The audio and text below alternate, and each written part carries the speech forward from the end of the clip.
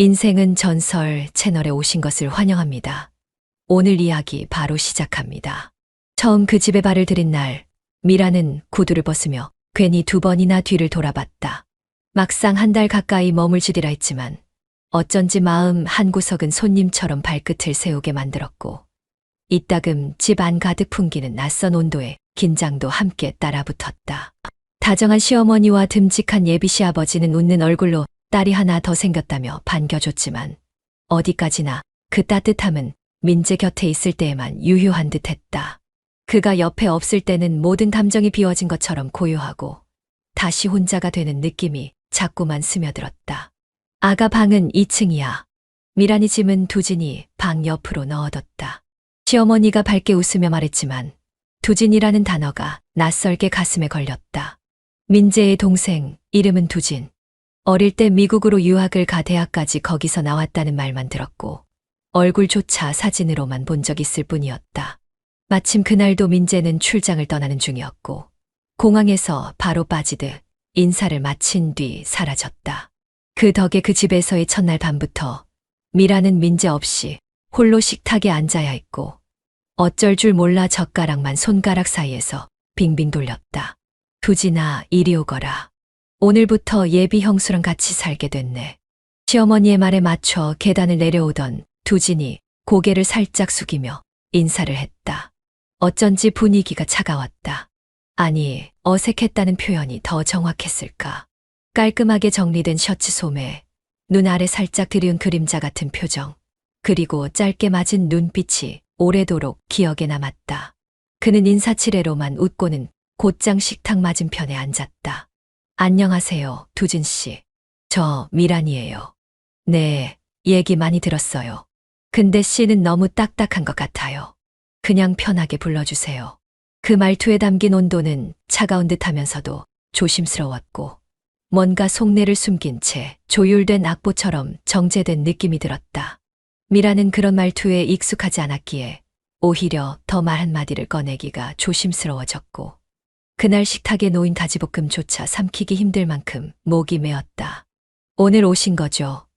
짐은 괜찮아요? 네, 정리 대충 했어요. 방이 너무 좋아서 깜짝 놀랐어요. 둘 사이의 대화는 더 이어지지 않았고 시어머니가 끼어들며 분위기를 띄우려 했지만 어쩐지 이 대화는 뭔가 자연스럽지 못한 얼음 위를 걷는 기분이 들었다. 미라는 애써 웃으며 고개를 끄덕였고 두진은 밥을 조용히 뜨는 데만 집중하는 듯 보였다. 그날 밤 민재에게 메시지를 보냈지만 답장은 없었다. 미라는 베개에 얼굴을 묻은 채 이 낯선 집에서의 생활이 과연 무탈하게 흘러갈 수 있을지 혼잣말처럼 중얼거렸다. 옆방에 있다는 이유만으로 머릿속에서 두진의 존재가 쉽게 사라지지 않았고 오늘 첫 마주침에서 느껴진 이질감이 자꾸만 마음속 어딘가를 긁는 듯 남아있었다. 다음 날 아침 식탁에 내려갔을 땐 두진이 먼저 나와 있었다. 트레이닝복 차림에 물을 마시고 있었고 그 옆에 놓인 스마트폰에서 음악 소리가 잔잔히 흘렀다. 미라는 조심스레 다가가 인사를 건넸다. 안 주무셨어요? 시차가 아직 좀 남아서요. 아침에 자꾸 깨더라고요. 그의 말에 미라는 어색하게 웃고 주방으로 발걸음을 옮겼다. 커피포트를 올리고 계란을 꺼내려다 팔을 뻗는 순간 두진이 조용히 다가와 대신 문을 열어주었다. 이거요? 고마워요. 그 짧은 거리, 순간 스친 손등. 아주 사소한 접촉이었지만 이상하게 심장이 빠르게 뛰기 시작했다. 별일 아니라고 그냥 착각이라고 되뇌었지만 다시 돌아선 순간 두진의 눈빛은 이미 미란의 감정을 다 읽어버린 듯 보였다. 그러니까 그 눈빛 하나가 이 낯선 동거가 그렇게 쉽지만은 않으리란 걸 미란에게 예고한 셈이었다. 그날 이후로 두진과 미란은 마주치는 시간마다 서로를 의식하게 되었다. 작은 발소리에도 귀가 먼저 반응했고 식탁 너머의 숨결에도 민감해졌다. 민재가 없는 이 집은 너무 조용했고 그 고요 속에 두 사람만이 유독 선명하게 살아 움직였다. 그리고 미라는 그걸 느끼고 있다는 걸 부정하지 못했다. 이틀째 아침 식탁 위에는 갓 지은 밥 냄새와 함께 은근한 긴장감이 내려앉아 있었다. 시어머니는 전날보다 한층 들뜬 표정으로 김을 구웠고 예비 시아버지는 신문을 넘기며 간간히 잔기침을 했다. 미라는 그 틈에 계란말이를 가지런히 썰며 최대한 자연스러운 미소를 유지하려 애썼다. 그러나 젓가락질을 하던 두진의 손끝이 멈추고 그녀의 손목 근처를 스치는 눈길이 느껴진 순간부터 시선의 흐름이 이상하게 얽히기 시작했다. 이거 좋아하세요? 미라는 조심스럽게 접시에 계란말이를 얹으며 말을 꺼냈다. 두진은 젓가락을 멈춘 채 미란의 손끝을 따라가듯 계란말이를 바라봤고 고개를 살짝 끄덕였다. 계란은 뭐 옛날부터 좋아했어요. 근데 이렇게 딱 맞게 익히긴 쉽지 않죠. 아, 그냥 중불에 오래 익히면 돼요. 안 타게. 짧게 이어진 대화였지만 말끝마다 조금씩 쌓이는 온도차가 묘하게 마음에 걸렸다. 두진은 미란의 손끝을 바라보며 말을 이었고 미란은 자꾸만 그의 눈과 마주치지 않기 위해 밥에 시선을 고정했다. 시어머니가 미소 띤 얼굴로 둘이 벌써 친해졌나 보네라고 말하자 두 사람은 동시에 고개를 들었고 그 순간 또 한 번 눈이 마주쳤다. 하지만 이번엔 피하지 않았다. 두진은 천천히 아주 오래도록 미란의 눈을 들여다봤고 미란은 자신도 모르게 숨을 멈춘 채 말없이 고개를 숙였다. 그 짧은 눈맞춤 사이로 이상한 감정이 비집고 들어왔다. 어제 처음 본 사람과 식탁 맞은편에 앉아 있다는 사실이 단순한 가족 될 사람이라는 선 안에서 통제되지 않는 뭔가로 바뀌고 있는 듯 했다. 두진은 아무 일 없다는 듯 물을 마셨고 미라는 빈 접시에 계란말이를 하나 더 올리며 손끝을 가만히 떨었다. 어제 잠은 잘 주무셨어요? 네, 조금 뒤척이긴 했는데요. 여긴 밤이 더 조용하네요.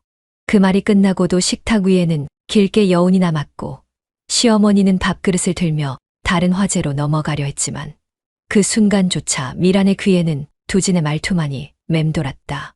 딱히 특별할 것 없는 대화였는데도 이상하게 그의 목소리는 귓가에 오래 남았다. 단정한 표정에 가려진 눈빛 속엔 무언가 더 많은 이야기를 품고 있는 듯했고 그런 모호함이 미란을 더 긴장하게 만들었다. 다 먹고 일어나던 찰나 두진이 젓가락을 내려놓으며 미란을 향해 말을 건넸다. 계란말이 진짜 괜찮았어요. 어쩐지 자주 생각날 것 같네요. 그럴 리 없잖아요. 그냥 평범한 맛이었는데요. 맛 때문만은 아닐 수도 있으니까요. 그 말은 아주 낮고 조심스럽게 흘렀지만 묘하게 미란의 가슴 속에서 울렸다. 누구에게도 들키지 않게 던진 말이었는데도 마치 그녀만을 겨냥한 무언가처럼 선명하게 박혔다. 순간 미란은 괜히 접시를 정리하는 손에 힘이 들어갔고 계란말이 하나가 조용히 바닥으로 굴러떨어졌다. 그날 이후 식탁은 단순한 식사가 이뤄지는 공간이 아니라 두 사람 사이에 긴장과 묘한 기류가 뒤섞이는 장소가 되어갔다. 서로 피하는 척하면서도 자꾸만 부비치는 시선, 말보다 길게 이어지는 정적 속에서 미라는 자신이 무엇을 바라보고 있는 건지 점점 더 혼란스러워졌다. 민재가 출장을 떠난 건 오후 늦은 시간이었다. 바삐 캐리어를 끌고 나가는 그의 뒷모습을 배웅하면서도 미라는 어딘가 멍하니 그 자리에 서 있었다. 이틀이면 돌아올게라는 짧은 말과 무심한 뽀뽀, 그리고 일상처럼 흘러가 버리는 손끝 인사. 그 모든 게 그녀를 허전하게 만들었고 현관문이 닫히는 순간 이상하게도 집 안 공기가 훅 하고 식어버리는 기분이었다. 밤이 되자 거실은 말끔하게 정리돼 있었지만 어쩐지 낯설 만큼 조용했다. 시어머니는 잠이 들었고 예비 시아버지는 지방에 내려가 계신 터라 집 안엔 두 사람만 남았다. 식사는 대충 마무리되었고 현우가 먼저 말을 꺼냈다. TV 같이 보실래요? 요즘 유행하는 드라마 재방송하던데. 미라는 잠깐 망설이다가 고개를 끄덕였고 자연스럽게 둘은 나란히 소파에 앉았다. 거실 조명은 은은하게 낮춰져 있었고 커튼은 반쯤 쳐진 채 텔레비전에서 흘러나오는 불빛만이 어슴풀의 벽을 물들였다. 소파 위에 놓인 담요 하나. 미라는 무릎을 가지런히 모은 채 앉았고 현우는 담요를 조심스럽게 펼쳐 반쯤 덮었다. 말이 없던 둘 사이엔 화면 속 대사와 효과음만이 흐르고 있었고 어색함을 감추기 위해 미라는 괜히 팔짱을 끼고 등을 살짝 펴 앉았다.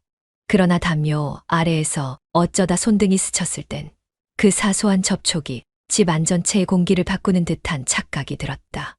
놀랄 만큼 천천히 조심스럽게 스친 손등. 그리고 둘 중 누구도 먼저 손을 치우지 않았다. 미라는 망설이는 척하면서도 그 온기를 인지하는 순간부터 아무 말도 할 수 없었다. 자리를 바꾸거나 손을 피할 수 있었지만 그러지 않았고 그 선택이 곧 작은 허락처럼 느껴졌다. 현우는 고개를 돌리지 않은 채 낮게 속삭였다. 춥지 않아요? 그 한마디에 미라는 숨을 삼켰고 애써 웃어 보이며 고개를 살짝 저었다. 괜찮아요. 근데 공기 좀 다르네요. 밤 되니까. 낮에는 햇살이 사람을 눌러주는 느낌인데 밤은 사람 속을 그냥 열어버리죠. 안 그러세요? 글쎄요, 아까까진 그냥 고요하다고만 느꼈는데 지금은 좀 무겁네요. 말끝이 흐려졌고 현우는 그 말을 가만히 들으며 담요를 조금 더 끌어당겼다. 스치던 손등이 아주 천천히 밀리듯 붙었고 미라는 무릎을 옆으로 살짝 옮긴 뒤 시선을 화면에 고정했다. 하지만 드라마 내용은 한 귀로 흘러들어갔고 손끝에서부터 올라오는 기묘한 감각이 마음을 흔들기 시작했다. 형이 없으니까 집이 좀 낯설죠. 그건 그런 것 같아요. 민재는 원래 이렇게 자주 출장을 다녀요? 네. 원래 일이 많기도 했고요. 저는 오히려 낯선 사람보다 익숙한 사람이 없는 게 더 불편한 쪽이라서. 익숙한 사람. 그러니까 지금 이렇게 마주보고 있는 것도 이상한 거죠. 전 누군가를 집에서 이렇게 가깝게 느껴본 게 진짜 오래됐거든요. 그 말에 미라는 한동안 아무 말도 하지 못했다. 감정을 조절하려 했었지만 머릿속에선 이상하게 온도 높은 이미지들이 그려지기 시작했다. 화면 속 배우가 입을 맞추는 장면이 나올 즈음 두 사람의 손은 이미 담요 아래서 닿은 채 그대로 멈춰 있었고 현우는 담요 가장자리를 살짝 들며 다시 말했다. 정말 안 추워요? 아니요. 그냥 좀 이상하게 따뜻해요. 그 말은 곧 인정이었다. 말 대신 반응하는 체온, 겹쳐진 손끝 사이의 박동, 그리고 그 위에 씌워진 담요는 무언가를 덮는 동시에 은근히 부추기는 역할을 하고 있었다. 현우는 고개를 돌려 그녀의 옆 얼굴을 오래도록 바라봤고 미라는 시선을 화면에 고정한 채 그 시선을 견디고 있었다. 말 한마디 없이 흐르던 몇 분, 조용히 발끝을 모은 채 앉아있던 그녀의 손가락이 살짝 떨렸고 그 미세한 움직임에 현우는 천천히 손가락을 감았다.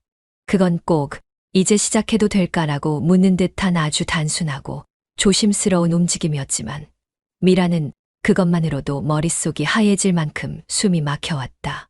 하지만 입술은 열리지 않았다. 말은커녕 고개 한 번 돌릴 수 없을 만큼 감정은 복잡하게 뒤엉켜 있었고 이 손을 놓아야 한다는 이성은 멀리 밀려나 버렸다. 손끝 하나로 무너지는 기준선이 있다는 걸 미라는 이제야 조금씩 실감하고 있었다. 그리고 그 밤 드라마가 끝날 무렵까지 두 사람의 손은 여전히 담요 아래에서 맞닿은 채였다. 아무 일도 없었다는 듯 그러나 모든 게 이미 시작됐다는 걸 너무도 또렷하게 알 수 있는 밤이었다. 방 안에 불을 끈 채 한참을 누워 있었지만 쉽게 잠이 들지 않았다. 커튼 사이로 스며드는 가로등 불빛이 천장에 흐릿한 패턴을 만들어내고 있었고 시계 초침 소리만이 방 안의 정적을 파고들었다. 미라는 몇 번이나 베개를 뒤집고 이불을 발끝까지 끌어올렸다. 내리기를 반복했다. 눈을 감았다 뜨기를 반복할수록 오히려 몸은 더 민감해졌고 아까 거실에서의 그 순간이 자꾸만 손끝에 남아 감각을 깨우는 것만 같았다. 참을 수 없이 목이 말라 일어나려다 문을 열기 전 잠시 망설였다. 현우는 아직 거실에 있을까 아니면 이미 방으로 들어갔을까. 괜한 궁금증이 일었고 조용히 문을 열어 복도로 발을 내디뎠을 땐 이미 시계 바늘이 자정을 훌쩍 넘긴 시간이 지나 있었다. 복도는 조용했다. 계단 아래로 내려가는 불빛은 꺼져 있었고 오직 미란이 있는 2층만 어렴풋한 조명에 감싸여 있었다. 화장실 문 앞에 다가가려던 순간 뭔가 이상하게 느껴져 걸음을 멈췄다. 바로 옆방 그러니까 현우의 방문 너머에서 인기척이 느껴진 것이다. 처음엔 바람 소리려니 했다. 하지만 복도에 바람이 들이칠 창도 문틈도 없다는 걸 알고 있었기에 그 설명은 허무하게 무너졌다. 가만히 숨을 고른 채 귀를 기울이던 그녀는 현우의 방문 아래로 퍼지는 그림자 하나를 보게 됐다. 등줄기를 따라 싸늘한 기운이 느껴졌고 미라는 본능적으로 발걸음을 거두었다. 그림자는 조용히 문틈에 서 있었고 그가 문을 살짝 열어 바깥을 내다보고 있다는 걸 깨달은 순간 미라는 한 걸음 뒤로 물러서며 발소리를 죽였다. 왜 지금 문 앞에 서 있는 걸까? 이해할 수 없는 감정이 그리고 그보다 더 커다란 혼란이 마음 깊은 곳을 끌어올렸다. 호기심보다 두려움이 앞섰지만 이상하게도 뒷걸음질 치지 못하고 그 자리에 선 채 한동안 그림자만 바라보았다. 그림자는 몇 초 후 조용히 사라졌다. 방문이 다시 완전히 닫히며 그 존재도 함께 잠식된 듯했다. 미라는 숨을 삼키고 조심스럽게 화장실 문을 열었다. 세면대 앞에 서서 물을 마시는 동안에도 그는 여전히 방 쪽을 향해 곤두서 있었고 거울에 비친 자신의 얼굴이 이상하리만치 낯설게 느껴졌다. 그녀는 얼굴을 한번 만져본 뒤 물을 한 잔 더 삼키고 조용히 방으로 돌아왔다. 하지만 이불을 덮은 뒤에도 손끝은 차가웠고 마음은 더 이상 고요하지 않았다. 잠시 후 문을 다시 두드리는 소리 없이 누군가 다가오는 듯한 기척에 미라는 벌떡 몸을 일으켰다. 하지만 아무도 없었고 그제야 자신이 긴장 속에서 망상처럼 그 기척을 만들어냈다는 사실을 깨달았다. 한참을 그렇게 앉아 있다가 결국 미라는 불도 켜지 않은 채 그저 천장을 바라보며 숨을 골랐다. 이해할 수 없는 건 그 순간 느껴진 긴장보다 문틈 넘어 그림자의 존재를 분명히 인지하고 있었음에도 전혀 놀라지 않았다는 점이었다. 오히려 그것이 다행스럽다는 생각이 들어버린 자신이 가장 낯설게 느껴졌다. 시계는 11시를 조금 넘기고 있었다. 미라는 잠이 오지 않았다. 이불 속에 누워 한참을 뒤척였지만 눈은 어둠에 익숙해지지도 않았고 몸은 오히려 더 민감하게 깨어나 있었다. 거실에서 들려오는 미세한 소리들이 자꾸만 신경을 건드렸고 목이 말라 일어난 김에 물을 끓이며 티백 하나를 컵에 담았다. 뜨거운 물에 우러나는 허브 향이 잠깐 머리를 식혀주었고 거실 소파에 앉아 조용히 김이 피어오르는 찻잔을 손에 쥐고 있자니 어쩐지 이 조용한 밤을 혼자 감당하고 있다는 기분이 들었다. TV도 꺼져 있고 창밖도 고요한데 집 안 공기는 유독 묘하게 불안정했다.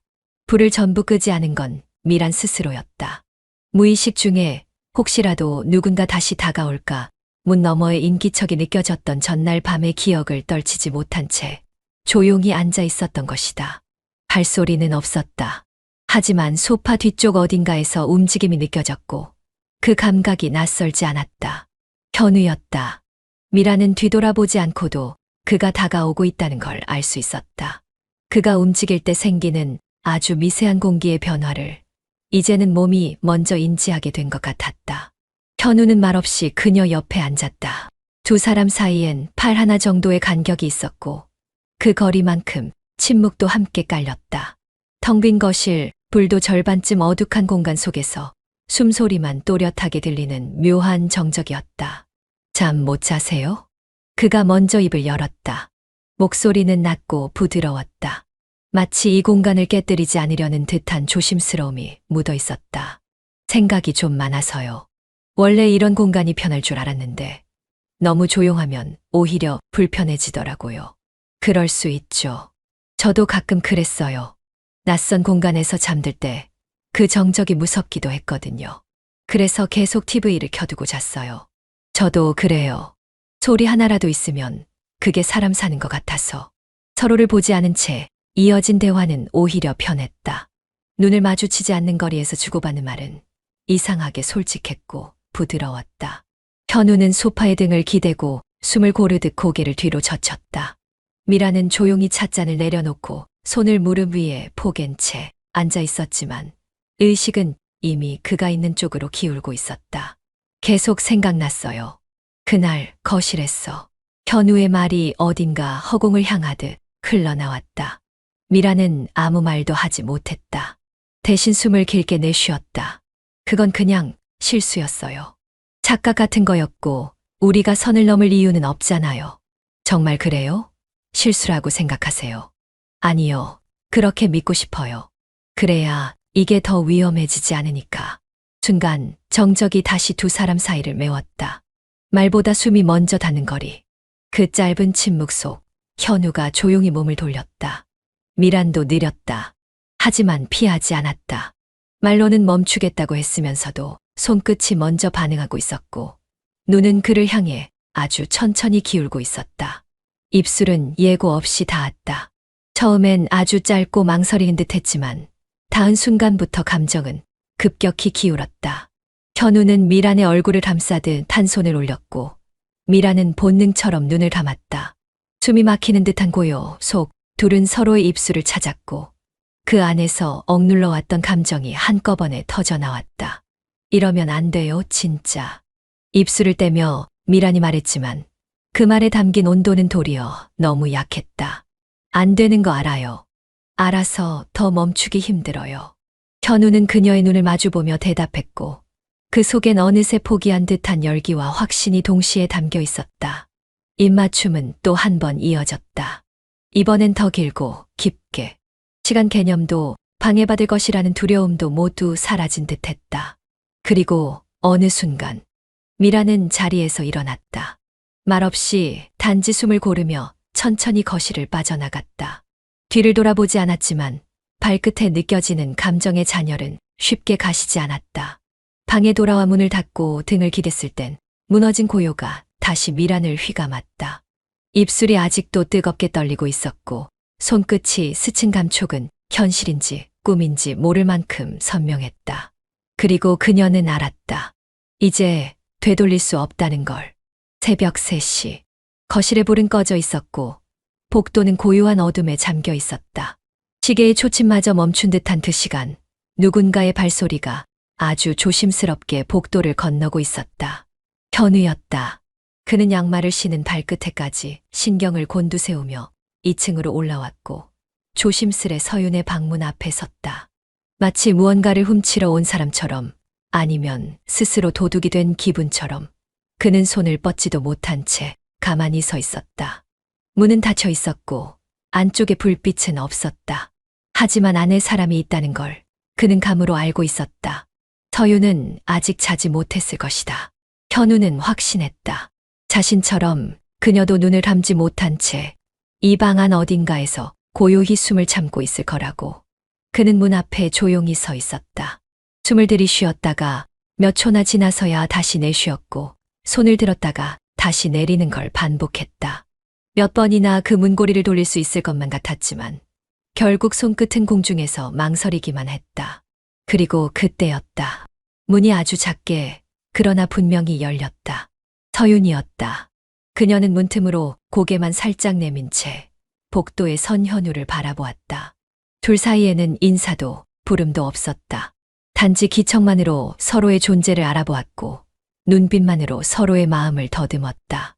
그날 일은 잊어요. 서윤이 조용히 말했다. 그 목소리는 낮고 조심스러웠지만 동시에 떨려 있었다. 그녀는 말로는 단호했지만 눈동자는 흔들리고 있었고 손은 문고리를 꼭 쥔 채 미세하게 떨리고 있었다. 정말 그렇게 할 수 있을 것 같아요? 현우가 낮게 물었다. 목소리는 갈라져 있었고 숨소리는 묘하게 짧았다. 우린 아무 일 없던 척해야 해요. 아니면 진짜 무너질 거예요. 근데 나 그날 이후로 계속 생각났어요. 침대에 누우면 그 순간만 떠올라요. 눈을 감아도 계속 그 눈빛만 보여요. 서윤은 고개를 살짝 떨궜다. 자신의 목소리가 흔들리지 않기를 바랐지만 가슴 안쪽이 너무 뜨겁게 타오르고 있어서 한마디 한마디가 이성을 설득하기보단 감정을 억누르기 위한 수단처럼 느껴졌다. 이렇게까지 온 거면 더는 다가오지 말아요. 제발. 그 말은 차라리 다가오라는 말처럼 들렸고 현우도 그걸 모를 리 없었다. 그는 몇 초간 더 그녀를 바라보다가 문에 닿을 듯한 거리까지 아주 천천히 걸음을 옮겼다. 숨결이 거의 닿을 거리, 침묵이 숨을 죽일 거리. 그 끝에서 현우는 결국 멈춰 섰다. 그리고 아무 말도 없이 돌아섰다. 발소리를 죽인 채 아예 아무 일도 없었다는 듯이 그저 그림자처럼 복도를 내려갔고 서윤은 열린 문 뒤에서 오래도록 그 뒷모습을 바라봤다. 문을 닫지 못한 채 서 있던 그녀는 결국 이불 위에 걸터앉아 손으로 입술을 눌렀다. 작은 떨림이 손끝에 닿았고 눈빛은 점점 어두워졌다. 거절했는데도 후회했고 막았는데도 멀어지지 않았고, 멀어졌는데도 더 선명해졌다. 그날 밤 그녀는 침대 끝자락에 앉은 채 창문 너머 밝아오는 하늘을 바라보며 단 한숨도 자지 못한 채 아무 말도 하지 못하고 아무 행동도 더하지 못한 자신을 자꾸만 미워하고 있었다. 낮은 햇살이 벽을 타고 내려올 때쯤 미라는 방 안에서 조용히 앉아 있었다.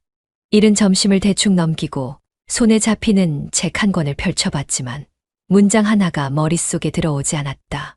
커튼 사이로 흘러들어오는 바람 소리가 가볍게 귀를 스쳤고 그 틈에 현우가 서 있는 그림자처럼 떠올랐다. 그날 밤 문틈 넘어 망설이던 그가 지금도 그 자리에 서 있는 것만 같았다. 문이 조용히 열렸다. 정말로 아무 예고 없이 조심스레. 미라는 고개를 들었고 그와 눈이 마주쳤다. 그는 현우는 회사에 있어야 할 시간에 그 방 안으로 들어왔다. 반찬했어요. 그는 숨을 조금 고르고 말했다. 그날 이후로 다른 게 안 보여요. 아무것도, 일도 사람도 심지어 제 자신조차. 왜 여기 와요? 왜 하필 지금? 지금이 아니면 아예 영영 못 올까 봐요. 그는 문을 닫았다. 한 걸음씩 다가왔고 그녀 앞에서 멈췄다. 한 번만 아무것도 묻지 말고 아무 의미도 두지 말고 그냥 날 받아주면 안 돼요. 그 말이 끝나기도 전에 미라는 스스로의 손끝이 떨리고 있다는 걸 자각했다.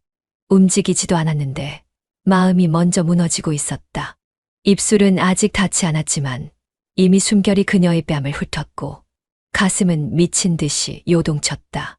그리고 입술이 겹쳐졌다. 이번엔 길고 단단하고 숨이 막힐 정도로 격렬했다. 키스는 처음부터 목적이 분명했다. 참거나 피하거나 물러나겠다는 생각 따위는 전혀 없었다. 그의 손이 허리를 감싸 안았고 미라는 한 손으로 그의 셔츠를 움켜쥔 채 당겼다. 둘은 벽에 등을 부딪히듯 밀어붙였고 그대로 엉켜 침대 쪽으로 천천히 밀려 들어갔다. 옷이 하나둘 풀어졌고 가디건이 어깨에서 미끄러졌으며 손끝은 맨살을 더듬으며 체온을 확인했다. 침대 위 미라는 그의 무게를 받아들이며 뒤로 눕혔다. 숨은 짧게 갈라졌고 머리는 베개 끝에 닿을 정도로 뒤로 밀렸다. 현우는 그녀의 가슴 위에 입술을 대고 천천히 입 맞췄다. 그의 입김이 피부 위를 기어갔고 미라는 숨을 삼키며 손으로 그의 머리를 감싸쥐었다. 이건 고백도 아니에요. 사과도 아니고 그냥 난 지금 당신이 필요해요. 그가 말했다. 나도 지금 이 순간만큼은 다른 어떤 것도 생각하고 싶지 않아요. 아무것도. 그녀가 대답했다. 속옷은 조용히 벗겨졌고 입맞춤은 아랫배를 따라 점점 깊숙이 내려갔다. 몸은 민감하게 반응했고 손끝 하나에도 가슴이 들썩였다. 미라는 침대 시트를 손에 쥔 채 허리를 들었고 현우는 그녀의 허벅지를 감싸며 천천히 단단하게 자신의 무게를 실었다. 겹쳐진 그 순간 모든 것이 무너졌다. 둘은 동시에 숨을 멈췄고 한 호흡 후 더 깊게 맞물렸다. 미라는 숨을 가쁘게 내쉬며 침대 헤드보드를 한 손으로 짚었고 다른 손으로는 그의 등을 강하게 끌어안았다. 허리를 밀어올릴 때마다 낮게 터지는 소리와 함께 욕망은 더 거칠어졌고 감정은 이성을 무참히 찢어놓았다. 현우는 그녀의 뺨에, 목덜미에, 그리고 가슴 위에 무수히 입을 맞췄고 미라는 몸을 밀어올리며 더 깊숙이 그를 안았다. 몇 번이고 시간 감각 없이 몸이 식기도 전에 다시 탐했고 숨이 정리되기도 전에 다시 포개졌다. 오후 햇살이 창문 밖으로 기울 즈음 두 사람은 땀으로 젖은 시트를 사이에 두고 나란히 누워 있었다. 말없이 숨만 고르고 있었지만 손끝은 여전히 포개져 있었다. 이러면 안 되는 거 알아요. 현우가 속삭였다. 알면서 더는 멈출 수 없게 만들어버렸잖아요. 당신이. 미라는 고개를 돌려 그를 바라봤다. 그리고 아주 천천히 다시 입을 맞췄다. 이번엔 말이 없었다. 단지 계속되고 싶어서. 햇살은 창틀 너머로 예쁘게 퍼지고 있었고 식탁 위에는 김이 모락모락 올라오는 미역국이 놓여 있었다. 냉장고에서 꺼낸 반찬은 가지런히 정리돼 있었고 갓 지은 밥 냄새에 어울릴 만한 아침이었지만 미라는 수저를 손에 쥔 채 한참을 멈춰 서 있었다. 손끝이 덜덜 떨리거나 시선이 흐트러지는 일은 없었다. 하지만 가슴 아래쪽에 둥근 무게처럼 내려앉은 그 감정은 밤새 식지 않은 불처럼 뜨거웠다. 현우는 이미 식탁에 앉아 있었다. 회색 반팔 티셔츠에 가볍게 올린 앞머리, 아무렇지도 않은 표정이었다. 어젯밤 서로의 체온이 가슴에 번지도록 안겼던 사람이 맞나 싶을 정도로 담담했다. 그의 표정엔 아무 감정도 담겨 있지 않은 듯 했지만 미라는 안다. 그의 눈동자 아래 억눌린 미세한 떨림을, 그리고 수저를 쥔 손에 미묘하게 들어간 힘을. 일찍 일어나셨네요. 미란이 먼저 말을 꺼냈다. 늘 이 시간은 깨요. 익숙해서. 현우의 대답은 짧았지만 말끝에 잠깐 머뭇거림이 섞여 있었다. 그 짧은 망설임만으로도 두 사람은 동시에 어젯밤을 떠올렸다. 하지만 둘 다 그 장면 위로 무표정한 가면을 씌운 채 미소를 흘리듯 밥숟가락을 들었다. 식은 거 드시지 마세요. 국 데운 거예요. 감사합니다. 미란 씨도 많이 못 주무신 것 같네요. 그냥 요즘 잠이 잘 안 와요. 낮에 좀 자면 괜찮아지겠죠. 말은 평범했지만 마음속에서는 전혀 다른 대화가 오가고 있었다. 나 아직 당신 몸의 온기를 기억하고 있어요. 난 지금도 당신 손끝이 닿았던 그 자리를 의식하고 있어요. 말로는 서로를 멀리 두려 애쓰면서도 감각은 밤새 무너진 선 위에 그대로 서 있었다. 그렇게 무표정한 듯 서로를 피하면서 식사를 마무리하려는 순간 현관문이 열렸다. 낯익은 구두 소리, 익숙한 기침. 민재가 돌아온 것이다. 둘이 벌써 밥 먹고 있네? 민재가 웃으며 주방으로 들어섰고 미라는 자동적으로 자리에서 일어섰다. 현우도 천천히 고개를 들어 형을 바라봤다. 생각보다 일찍 끝났네. 거기선 할 일 다 마치고 바로 나왔지. 미란이 혼자 두면 안 되잖아. 그 말에 미라는 억지로 입꼬리를 올렸다. 형과 동생 그 둘 사이에 자신이 껴있다는 사실이 평소보다 훨씬 더 날카롭게 느껴졌다. 민재가 씻기 위해 방으로 들어가고 나서야 두 사람은 다시 조용히 눈을 마주쳤다. 이제 아무 일도 없었던 사람처럼 지내야겠죠. 미란이 작게 말했다. 그게 가능할까요? 내가 매일 당신 얼굴을 보면서 아무 생각 없이 살 수 있을까? 그래야 해요. 그게 우리가 선택한 거잖아요. 두 사람은 아무 말 없이 식탁을 정리했다. 숟가락이 부딪히는 소리, 물 흐르는 소리. 그 모든 일상이 너무 멀쩡해서 더 잔인했다. 미라는 웃고 있었지만 그 웃음은 혀끝에서 맴돌기만 했고 마음은 아직도 밤에 있던 그 침대 위 무너진 순간의 체온 속에 붙잡혀 있었다. 민재가 돌아온 저녁, 미라는 최대한 일상적인 얼굴로 그를 맞았다. 식사 준비를 함께하고 돌아온 짐을 풀어주고 피곤했죠. 라는 말도 잊지 않았다. 민재는 미란의 손을 따뜻하게 감싸며 이제 진짜 우리 가족 되는 거야 라고 말했다. 그 순간 미라는 아주 작게 고개를 끄덕이며 웃었지만 그 웃음 안엔 엷은 공허가 떠다녔다. 민재의 손길은 분명 다정했고 그의 말은 진심이었다. 그러나 그 안에 뭔가 빠져 있었다. 그녀는 민재의 손길이 더 이상 설레지 않는다는 걸 깨달았다. 팔을 감싸 안을 때의 온도, 어깨를 쓰다듬을 때의 습관적인 무게, 입맞춤 대신 이마에 닿는 입술의 가볍고도 따뜻한 감촉조차 이제는 아무런 떨림을 주지 않았다. 아니, 오히려 어색하고 어딘가 낯설었다. 마치 자신이 전혀 다른 시간 속에서 되돌아온 사람인 것처럼 민재의 모든 스킨십은 지금의 미란에게 어긋난 톤으로 다가왔다. 침대에 나란히 누웠을 때도 마찬가지였다. 민재는 팔베개를 해주며 미란을 가만히 끌어당겼고 그녀는 천천히 그 품에 안겼다. 눈을 감은 채로 팔에 얼굴을 묻고 있었지만 귀 옆을 스치는 숨결에서조차 아무런 울림이 없었다. 민재가 귓가에 속삭였다. 결혼식 얼마 안 남았어. 진짜 이제 우리 둘만의 시간이 시작되는 거야. 응, 그러게요. 그녀의 목소리는 작고 고요했다. 민재는 아무 의심 없이 그녀를 꼭 안았고 이불을 살며시 덮어주었다. 그러나 그 다정함은 그녀가 원하는 감정과는 너무 달랐다. 그 다정함은 이제 미란을 따뜻하게 감싸기보단 무언가를 숨기고 덮어버리는 감각에 더 가까웠다. 무슨 생각해? 그냥 조금 피곤해서요. 아무 생각 없이 좀 쉬고 싶어요. 그래. 오늘은 그냥 편히 자자. 그 말이 끝나고 얼마 지나지 않아 민재의 숨소리는 느릿하고 규칙적으로 변해갔다. 그는 잠이 들었고 미라는 그의 품에 누운 채 눈을 뜬 채 천장을 바라보고 있었다. 그 팔베개는 분명 편안해야 할 것이었지만 그녀의 목덜미는 자꾸만 결리고 있었고 가슴엔 이상한 무게감이 눌러앉아 있었다. 그녀는 천천히 몸을 틀어 민재의 팔에서 빠져나왔다. 살며시 침대 가장자리에 앉은 뒤 가만히 손등으로 입술을 훑었다. 어젯밤 형의 동생이 남긴 입맞춤의 여운이 아직도 피부 어딘가에 남아있는 것 같았다. 미라는 그 자리를 지워내려는 듯 몇 번이고 문질렀지만 감정은 지워지지 않았다. 미안해요, 민재 씨. 그런데 이상하게 당신의 손길이 지금은 너무 낯설게 느껴져요. 그녀는 조용히 혼잣말을 했고 다시 이불 속으로 들어가 누웠지만 밤새 눈을 감지 못한 채 아침까지 그대로 깨어 있었다.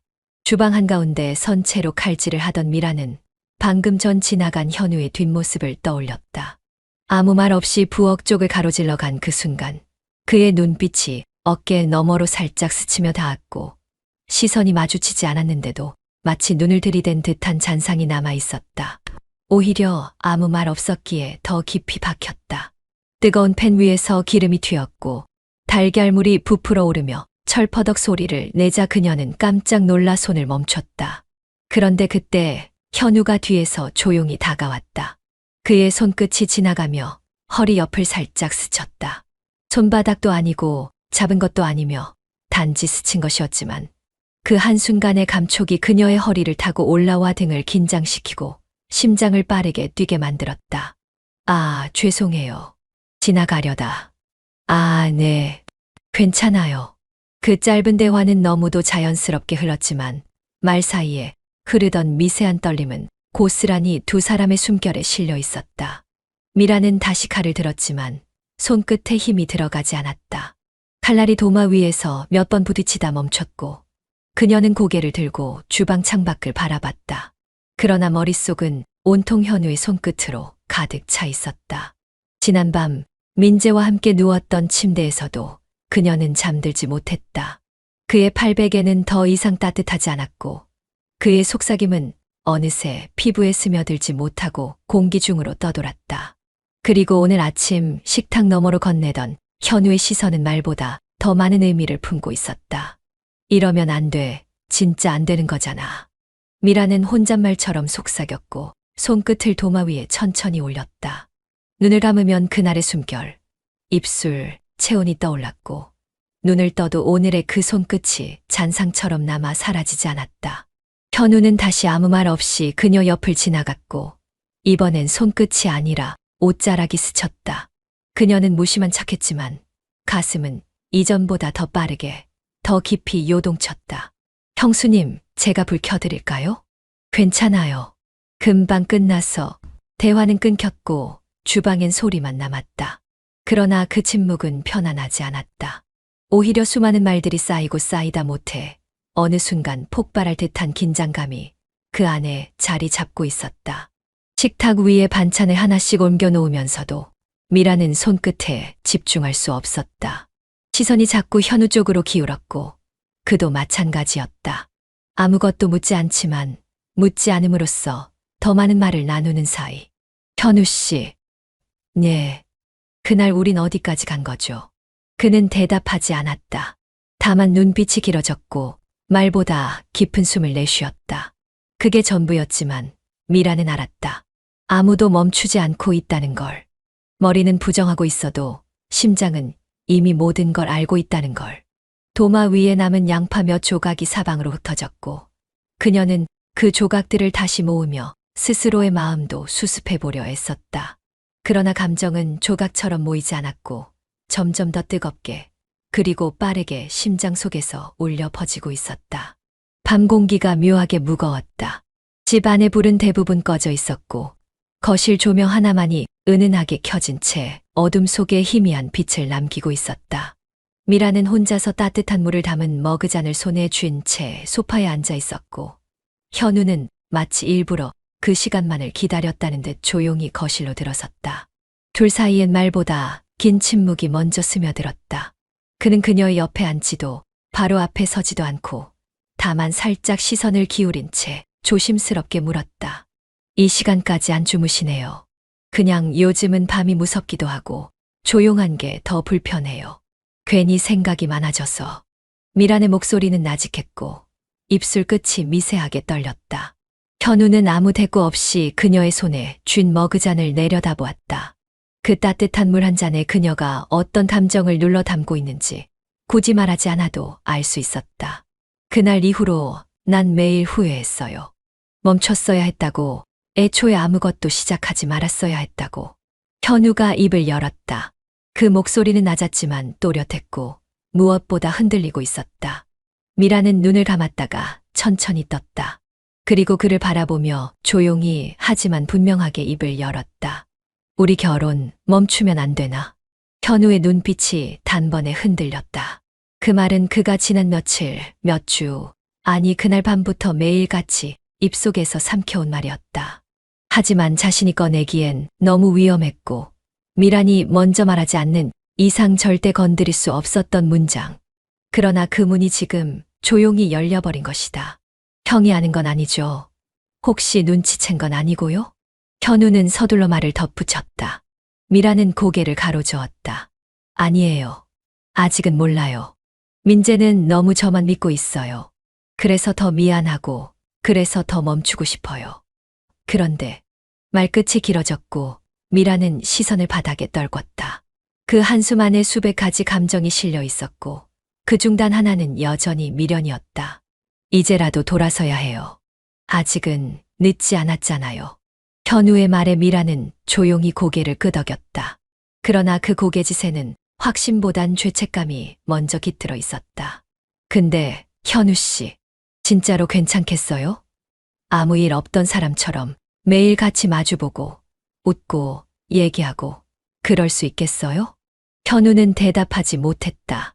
대신 그녀를 바라보며 숨을 고르듯 천천히 눈을 감았다 떴다. 그게 가능할 거라 생각했으면 여기까지 오지도 않았을 거예요. 그 말에 미라는 조용히 웃었다. 웃음이라기보단 울음을 참고 있는 사람의 입꼬리처럼 일그러진 그 미소를 지으며 말했다. 우리 진짜 너무 멀리 왔나 봐요. 조용한 거실, 커튼 너머로 바람 소리가 들렸다. 말없이 흘러가는 공기 속에서 두 사람은 아무런 결론도 내리지 못한 채 말끝만 늘어뜨리고 있었다. 그러나 그 침묵이 전해주는 감정은 분명했다. 지금이라도 멈춰야 한다는 걸 그 누구보다 두 사람 모두가 알고 있었다. 다만 그 멈춤이 이제 얼마나 늦었는지를 받아들이는데 시간이 필요했을 뿐이었다. 거울 앞에 서 있는 미라는 흰 드레스의 질감에 조심스레 손을 얹었다. 부드러운 레이스가 어깨를 감싸고 허리 라인을 따라 단정하게 떨어지는 드레스 자락이 유난히 조용했다. 피팅룸 안은 혼자 있기엔 조금 넓었고 어딘가 낯선 침묵이 감돌았다. 점원을 기다리며 천천히 몸을 돌리던 그녀는 문이 살짝 열리는 기척에 고개를 들었다. 그 틈으로 들어온 건 현우였다. 조심스럽게 문을 닫고는 미란의 뒤에서 거울 속 모습을 함께 바라봤다. 잘 어울리네. 미라는 순간적으로 심장이 뛰었지만 놀라진 않았다. 아니, 이미 언젠가 이 순간이 올 것을 알고 있었던 사람처럼 가만히 거울을 마주봤다. 누군가 벗기고 싶겠다. 저런 드레스. 현우의 말은 낮고 천천히 흘렀다. 농담이라기엔 감정이 너무 진했고 장난처럼 치기엔 숨결이 너무 가까웠다. 미라는 눈을 감았다가 뜨며 대꾸했다. 이러지 말아요. 여기서 이러면 진짜로 끝장나 버려요. 우린 이미 끝을 넘었어요. 돌이킬 수 없잖아요. 그러니까 난 지금 내가 눈앞에 있는데 아무 일 없던 척할 수 없어. 그는 한 걸음 더 다가왔다. 그녀의 허리에 손을 댄 것도 아니고 드레스 자락을 쥔 것도 아니었지만 손끝의 온도는 이미 공기를 타고 그녀의 피부에 닿아 있었다. 피팅룸 안의 좁은 공간이 숨막히게 느껴질 만큼 감정은 짙게 가라앉아 있었고 현우는 아주 천천히 그녀의 어깨에 손을 얹었다. 미라는 거울 속 자신을 바라봤다. 그녀의 눈빛은 공허하지 않았고 무너지지도 않았다. 오히려 너무 선명해서 더 위험해 보였다. 입술을 깨물듯 앙다물던 그녀는 결국 고개를 살짝 돌려 현우를 마주봤다. 그리고 아주 천천히 입을 맞췄다. 입술이 겹쳐지는 순간 드레스 자락이 바스락거렸고 레이스 속의 살결이 긴장으로 떨렸다. 입맞춤은 길지도 짧지도 않았지만 그 안에 담긴 의미는 너무 깊어서 둘 다 한동안 숨을 쉬지 못했다. 현우는 그녀의 등을 감싸 안으며 더 가까이 밀착했고 미라는 거부하지 않았다. 대신 현우의 셔츠를 부여잡은 채 입술을 더 깊게 맞댔다. 손끝은 그녀의 목덜미를 따라 내려갔고 드레스 안의 속옷 위로 살짝 겹쳐졌다. 피부는 얇은 천 하나를 사이에 두고 뜨거운 열기를 공유했다. 지금이라도 멈출까요? 아니면 계속할까요? 그의 속삭임에 미라는 눈을 감고 숨을 들이마셨다. 그리고 아주 작게 그러나 또렷하게 말했다. 한 번만 더. 그걸로 끝내요. 그 입술이 다시 겹쳐졌고 이번엔 키스가 훨씬 깊었다. 손은 드레스 위로 그녀의 옆선을 더듬었고 얇은 끈 사이로 닿는 체온은 아슬하게 떨리는 긴장과 함께 이성을 끌어내렸다. 미라는 그 손길을 외면하지 않았고 오히려 몸을 살짝 기울이며 현우의 품으로 들어갔다. 드레스는 벗겨지지 않았지만 그 안의 감정은 이미 모두 벗겨지고 있었다. 속옷 위로 번지는 열기는 더 이상 은유가 아니었고 입맞춤의 떨림은 분명한 선택이었다. 피팅룸 밖의 세상은 평온했지만 그 안에서의 두 사람은 점점 더 깊이, 더 확실히 엇나가고 있었다. 밤 공기가 의외로 따뜻했다. 낮 동안 쌓였던 열기 때문인지 베란다에 서 있는 미란의 어깨 위로는 부드러운 바람이 흐르고 있었다. 실내의 불빛은 희미했고 주변은 고요했다.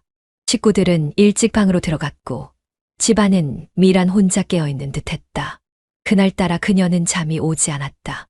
아니, 정확히 말하자면 일부러 잠을 밀어내고 있었다. 내일이면 결혼식이다. 사람들이 축하해줄 거고 사진도 많이 찍을 것이며 축가가 울리고 드레스가 빛을 받을 것이다. 그녀는 웃어야 하고 손을 잡아야 하며 그날 하루를 온전히 신부로 살아야 한다. 그런데 지금 이 순간만큼은 그 역할을 내려두고 싶었다. 미라는 난간을 살짝 잡은 채 아래를 내려다봤다. 잔잔한 골목 불빛들이 흐리게 번졌고 저 멀리서 고양이 한 마리가 쓰레기통을 건드리는 소리가 났다. 그 조용한 외침 속에서 조용히 발걸음 소리가 가까워졌다. 이 시간까지 안 자고 있으면 감기 걸려요. 익숙한 목소리였다. 놀랍지도 않게 현우였다. 미라는 고개를 돌리지 않은 채 말했다. 그냥 오늘은 좀 이대로 있고 싶어요. 내일이 오기 전까지만이라도 나 혼자인 것처럼 느끼고 싶어서요. 현우는 그녀 옆에 천천히 섰다. 말없이 몇 초를 같이 골목을 내려다봤고 둘 사이의 침묵이 이상하게 편안하게 느껴졌다. 말로 설명할 수 없는 고요였다. 내일이면 정말 끝이에요. 미란의 말에 현우는 숨을 깊이 들이마셨다. 그리고 천천히 고개를 돌려 그녀를 바라봤다.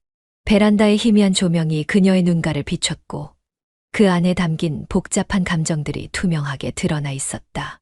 이게 마지막일 거예요. 아니, 마지막이었으면 좋겠어요. 그 말에 현우는 가볍게 고개를 끄덕였다. 내가 더는 당신 앞에 서지 못하도록 마지막을 기억하게 해줘요. 이 시간이 우리한테 남은 전부니까. 미란이 고개를 돌려 그를 바라봤다.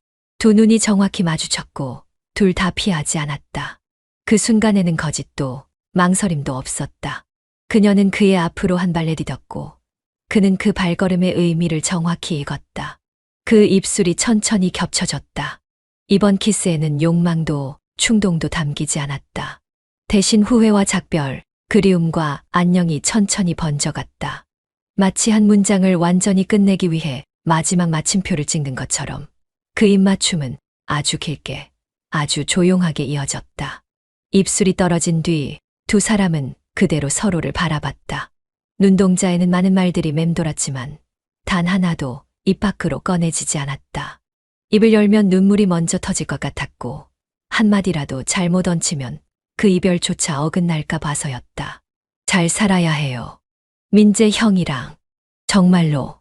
나처럼 살지 말고 웃으면서 살아줘요. 현우가 속삭이듯 말했다. 미라는 그 말에 아무런 대답도 하지 않았지만 아주 작게 고개를 끄덕였다. 입꼬리를 억지로 올리려 애썼지만 눈가엔 어느새 맺힌 빛이 흘렀다. 현우는 그녀를 한 번 더 바라본 뒤 조용히 돌아섰다. 발소리는 거의 들리지 않았고 그의 그림자만이 베란다 바닥에 길게 늘어져 사라졌다. 미라는 한 발짝도 움직이지 않았다. 다만 손끝으로 입술을 조용히 만지며 아직 그 안에 남아있는 감정을 천천히 눌러 삼켰다. 그 키스는 마지막이었다. 그리고 너무 오래도록 기억날 것이었다. 드레스 자락은 완벽하게 정돈되어 있었고 메이크업은 한치의 번짐도 없이 고정되어 있었다. 신부 대기실 안의 공기는 향기롭고 차분했으며 화장대 위에 가지런히 놓인 조화는 그날의 기쁨을 상징하듯 생기 있는 색을 머금고 있었다. 하지만 그 안에 앉아있는 미란의 마음은 평온과는 거리가 멀었다.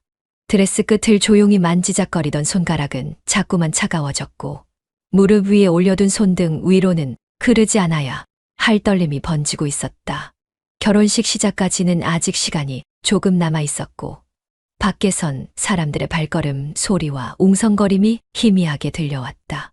그 소리들은 축하와 설렘의 분위기를 만들어주기에 충분했지만 미란에게는 마치 점점 닫혀가는 문처럼 혹은 다시는 되돌릴 수 없는 무언가를 떠올리게 만들었다. 그녀는 거울 속 자신의 얼굴을 바라보았다. 웃고 있었지만 그 미소 안에는 익숙한 사람의 그림자가 없었다. 그때 문이 조용히 2번 노크되었다. 미라는 순간적으로 숨을 멈췄다. 예상하지 못한 방문이었고 동시에 어딘가 기다리고 있었던 기척이기도 했다. 들어가도 될까요? 그 목소리를 듣는 순간 미라는 눈을 감았다. 그리고 고개를 천천히 끄덕이며 말했다. 현우 씨 괜찮아요. 들어오세요. 문이 살며시 열리고 현우가 천천히 들어섰다.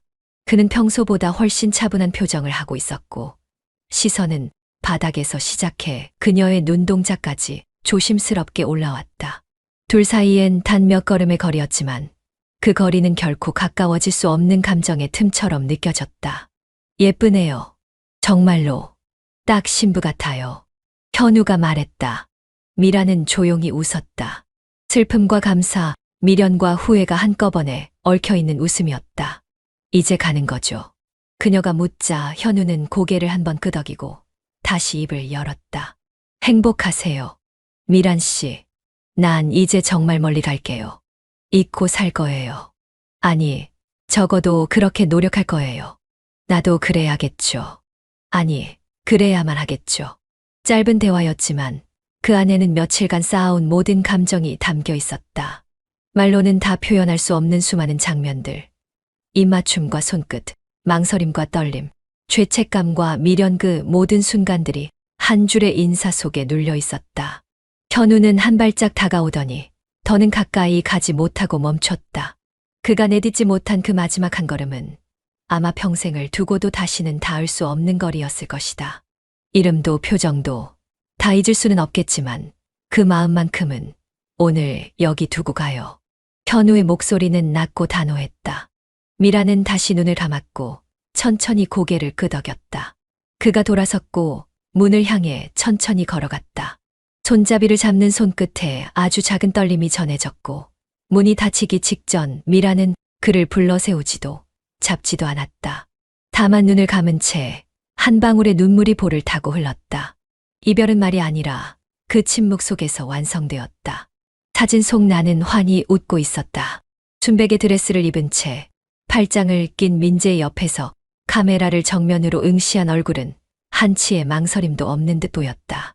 입꼬리는 자연스럽게 말려 올라갔고 눈동자는 충분히 빛났으며 목선부터 어깨, 손끝까지 모든 동선은 행복한 신부의 그것이었다. 하지만 나는 안다. 그 웃음의 방향이 정확히 어디를 향하고 있었는지를. 결혼식장은 사람들이 가득했고 꽃은 제철보다 더 향기롭게 느껴졌으며 축가는 따뜻하게 울려 퍼졌다. 나는 그 자리에 있었고 나는 그 사람의 아내가 되었다. 많은 축하를 받았고 많은 사람들 앞에서 서약을 했다.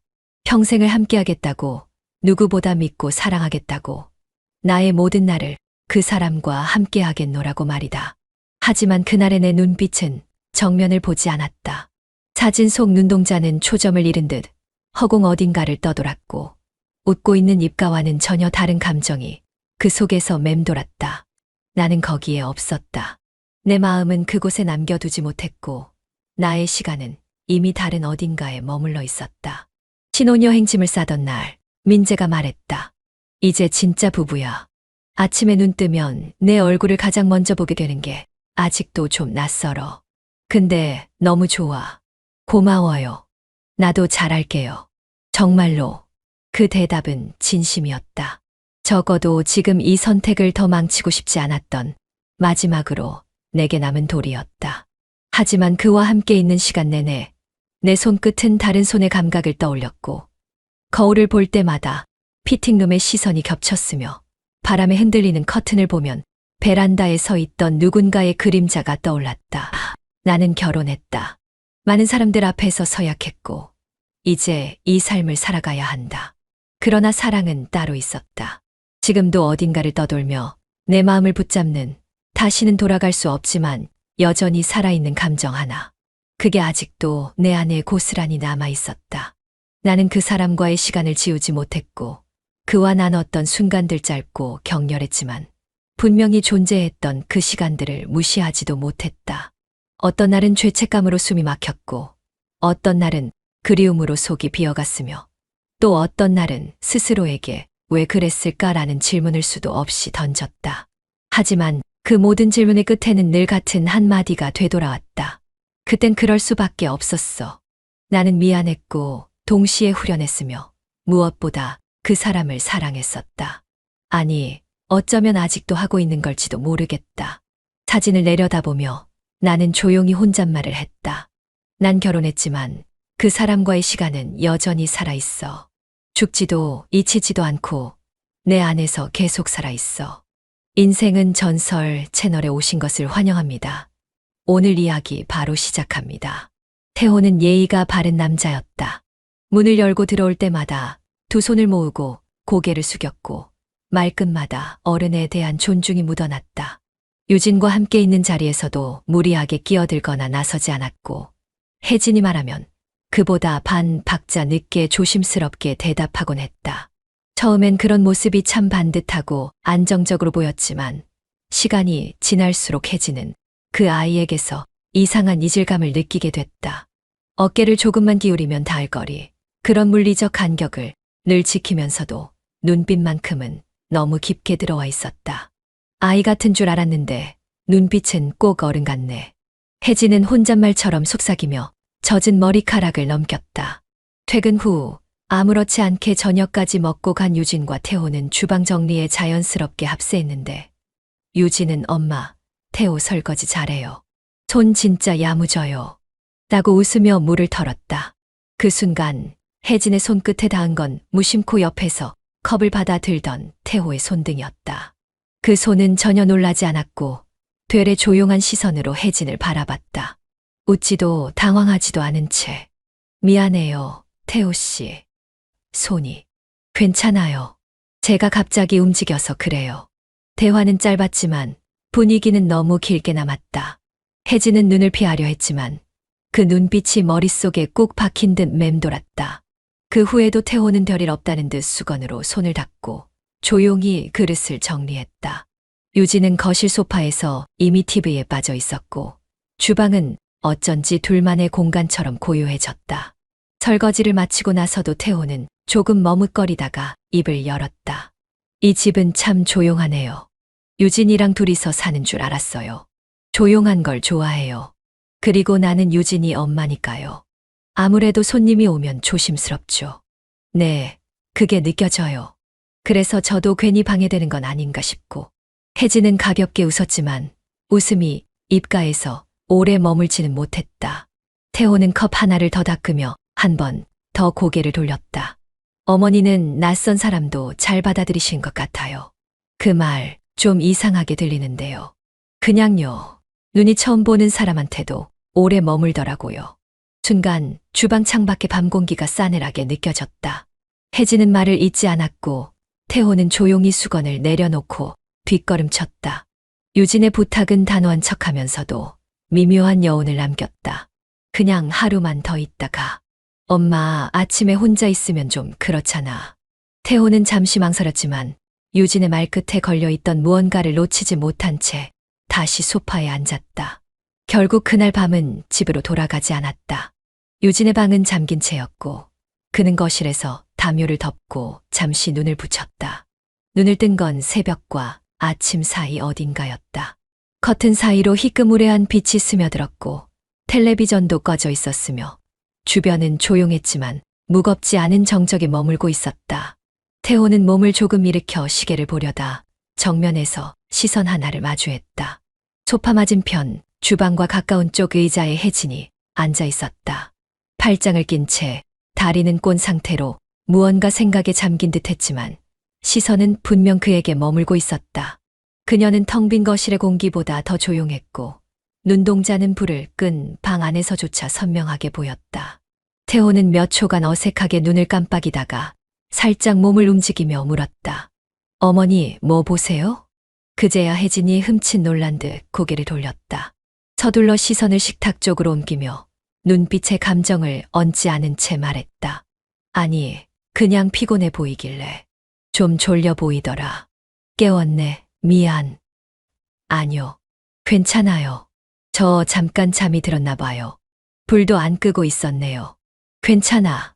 근데 원래 이렇게 피곤한 스타일이야? 그 말엔 태호가 잠시 웃었다. 머리를 손으로 쓸어 올리며 이불을 걷어 옆에 놓았다. 아니요. 낯선 데서 자는 거 별로 안 익숙해서요. 근데도 잘 잤네요. 혜진은 다시 그를 쳐다보지 않았다. 하지만 말끝이 이상하게 울려 퍼졌다. 그녀의 말에는 명확한 의도도 거절도 호의도 없었다. 그저 조심스러운 공기만 맴돌았다. 태호는 천천히 일어났고 부엌 쪽으로 걸어가며 물컵을 찾았다.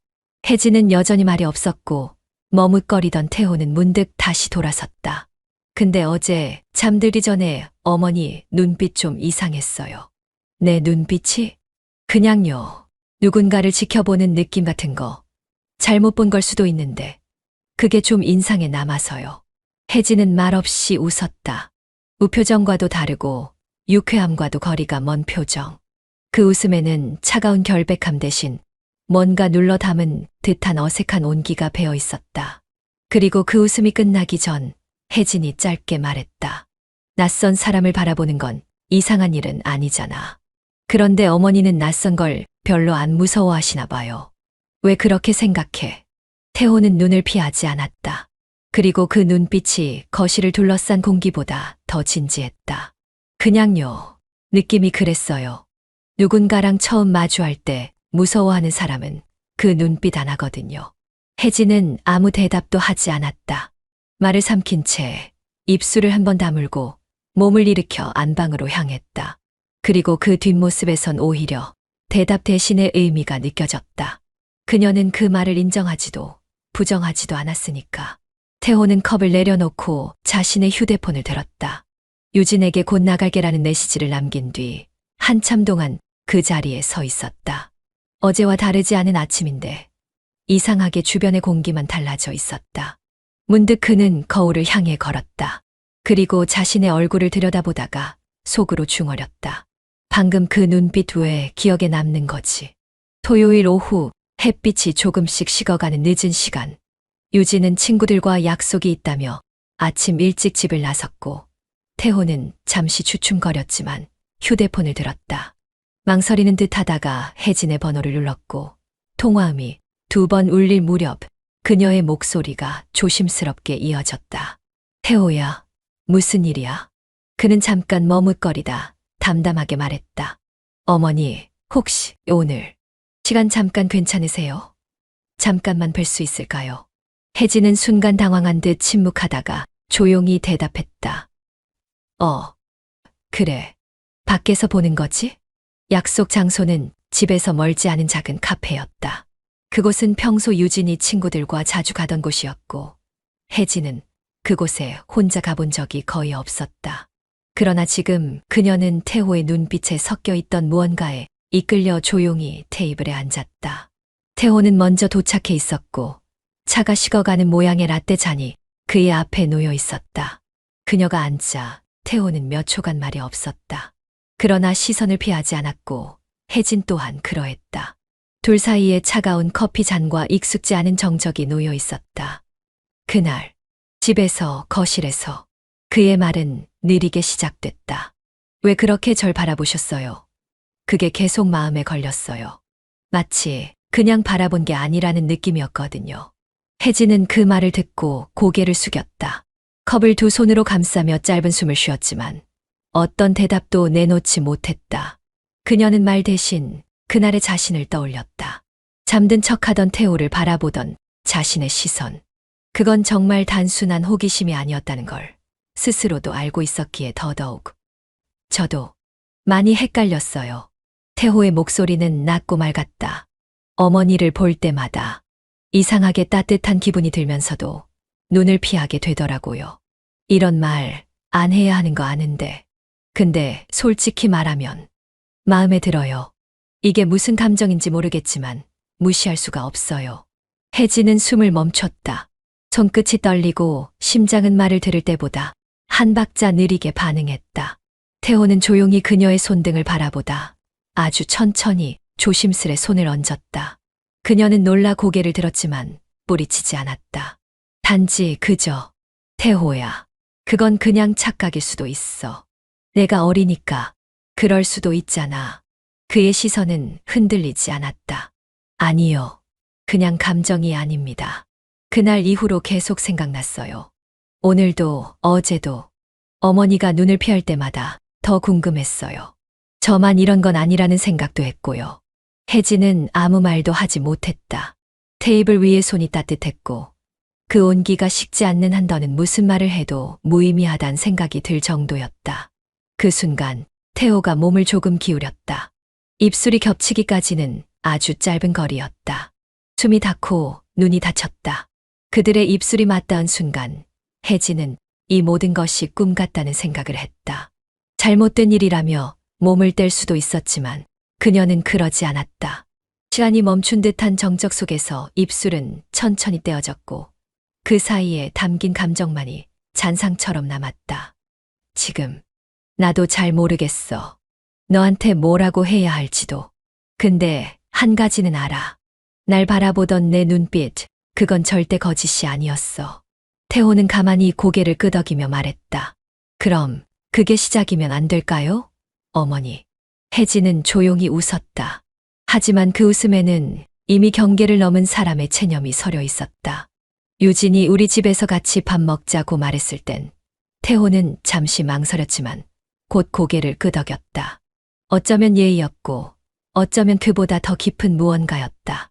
다시 그 집에 들어섰을 때 혜진의 눈빛은 처음보다 더 차분했고 조용했으며 그 안에는 설명할 수 없는 무게가 깃들어 있었다. 저녁 준비는 거의 끝나 있었고 유진은 태호에게 엄마, 오늘 된장찌개 진짜 잘 끓였어라며 웃었고 태호는 억지로라도 웃어 보였지만 그 웃음은 입꼬리까지 가지 못했다. 식탁에 둘러앉은 세 사람 사이로 흘러나오는 조용한 수저 소리, 된장찌개의 냄새, 그리고 아무 말 없이 흐르는 공기. 혜진은 그 틈을 말 한마디 없이 파고들었다. 그녀는 젓가락을 천천히 내려놓더니 식탁 아래로 손을 뻗었고 그 움직임은 다소 자연스러워 보였지만 태호는 그 짧은 찰나를 놓치지 않았다. 그의 무릎 위로 종이 한 장이 스르르 미끄러져 떨어졌고 순간 심장이 뚝 떨어지는 듯한 기분에 등줄기가 싸늘해졌다. 고개를 돌리기도 전에 그 종이의 의미를 알 것 같았고 그러면서도 직접 보지 않고는 참을 수 없을 만큼 갈증에 가까운 긴장이 몰려왔다. 유진이 물을 따르기 위해 자리에서 일어난 그 순간 태호는 조심스럽게 종이를 펼쳤다. 손끝에 달라붙는 듯한 감촉, 급하게 눌러 쓴 듯한 볼펜 자국이 손바닥에 느껴졌고 짧고 단호한 문장이 눈에 들어왔다. 오늘 밤 왕자 모텔 203호. 말 걸지 말고 그냥 와요. 그 짧은 글자들 안에서 혜진의 목소리가 들리는 듯했다. 침착하게 그러나 단호하게. 그것은 명령이 아니었고 부탁도 아니었으며 설명도 필요 없는 이끌림이었다. 태호는 고개를 들었고 혜진은 이미 시선을 거둔 채 된장찌개 뚝배기를 조심스럽게 옮기고 있었다. 아무 일도 없다는 듯, 아무런 감정도 없는 듯, 그저 평범한 저녁의 한순간처럼 굴고 있었지만 태호는 그녀가 방금 손끝으로 남긴 그 메시지 하나로 모든 공기가 달라졌음을 뼈마디로 느낄 수 있었다. 태호 씨, 밥 좀 더 드릴까요? 혜진이 유진에게 묻는 말인 척하면서 고개를 살짝 돌렸다. 눈이 잠시 마주쳤고 그 안엔 명확한 신호가 들어 있었다. 아, 네. 괜찮아요, 아직. 태호는 허둥지둥 고개를 숙였고 종이는 접지도 못한 채 바지 주머니에 구겨 넣었다. 그 짧은 순간 손끝이 얼얼하도록 심장이 뛰었다. 유진은 엄마의 행동엔 전혀 눈치를 채지 못한 듯 웃으며 반찬을 집었고 태호는 숟가락을 들었지만 국물 맛은 전혀 느껴지지 않았다.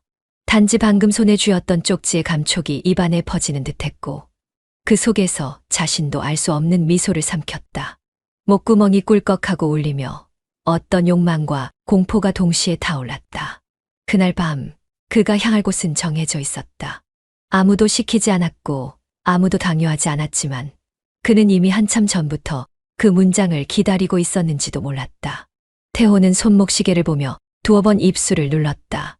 숫자는 정확히 밤 9시를 가리키고 있었고 그는 문 앞에 한참 서성이다가 결국 손잡이를 조심스럽게 눌렀다.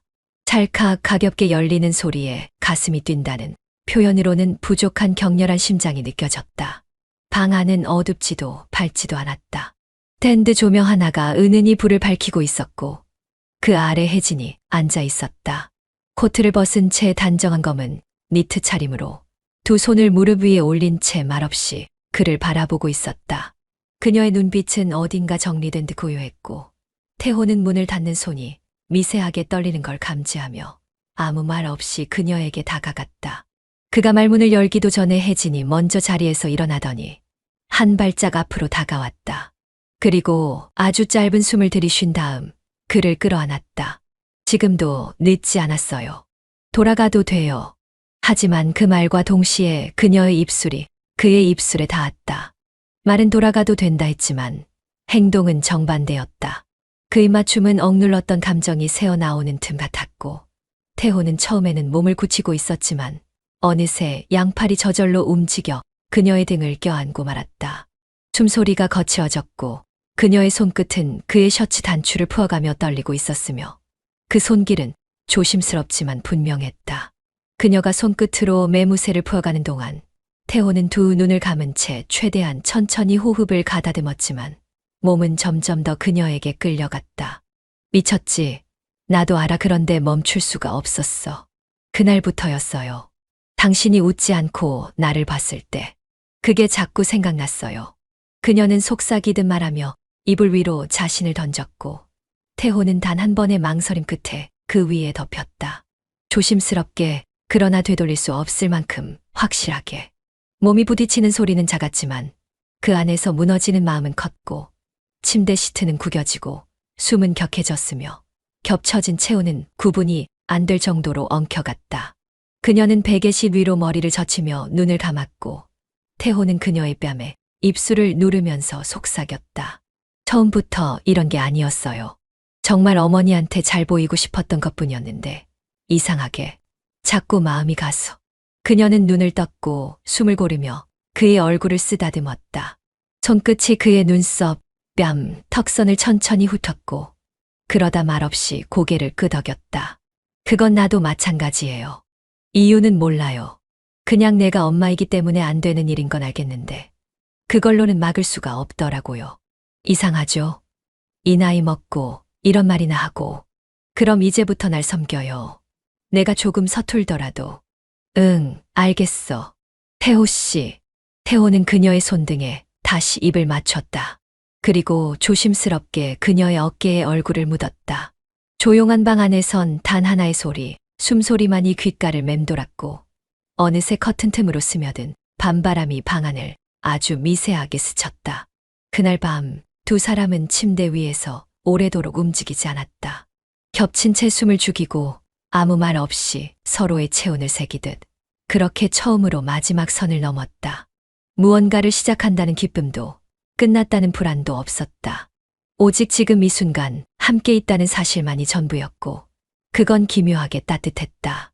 침묵은 길었고 말은 없었지만 그 안엔 수많은 감정이 스며 있었다. 죄책감과 설렘, 두려움과 안도감, 금기와 충동, 그리고 미련하게도 사랑 같은 것이 아주 작게 깃들어 있었는지도 모른다. 준수는 어느 날 늦은 밤 주방 식탁에 앉아 습관처럼 카드 명세서를 훑어보다가 눈을 의심했다. 수많은 생활비 내역 사이 익숙하지 않은 상호명이 눈에 걸렸다.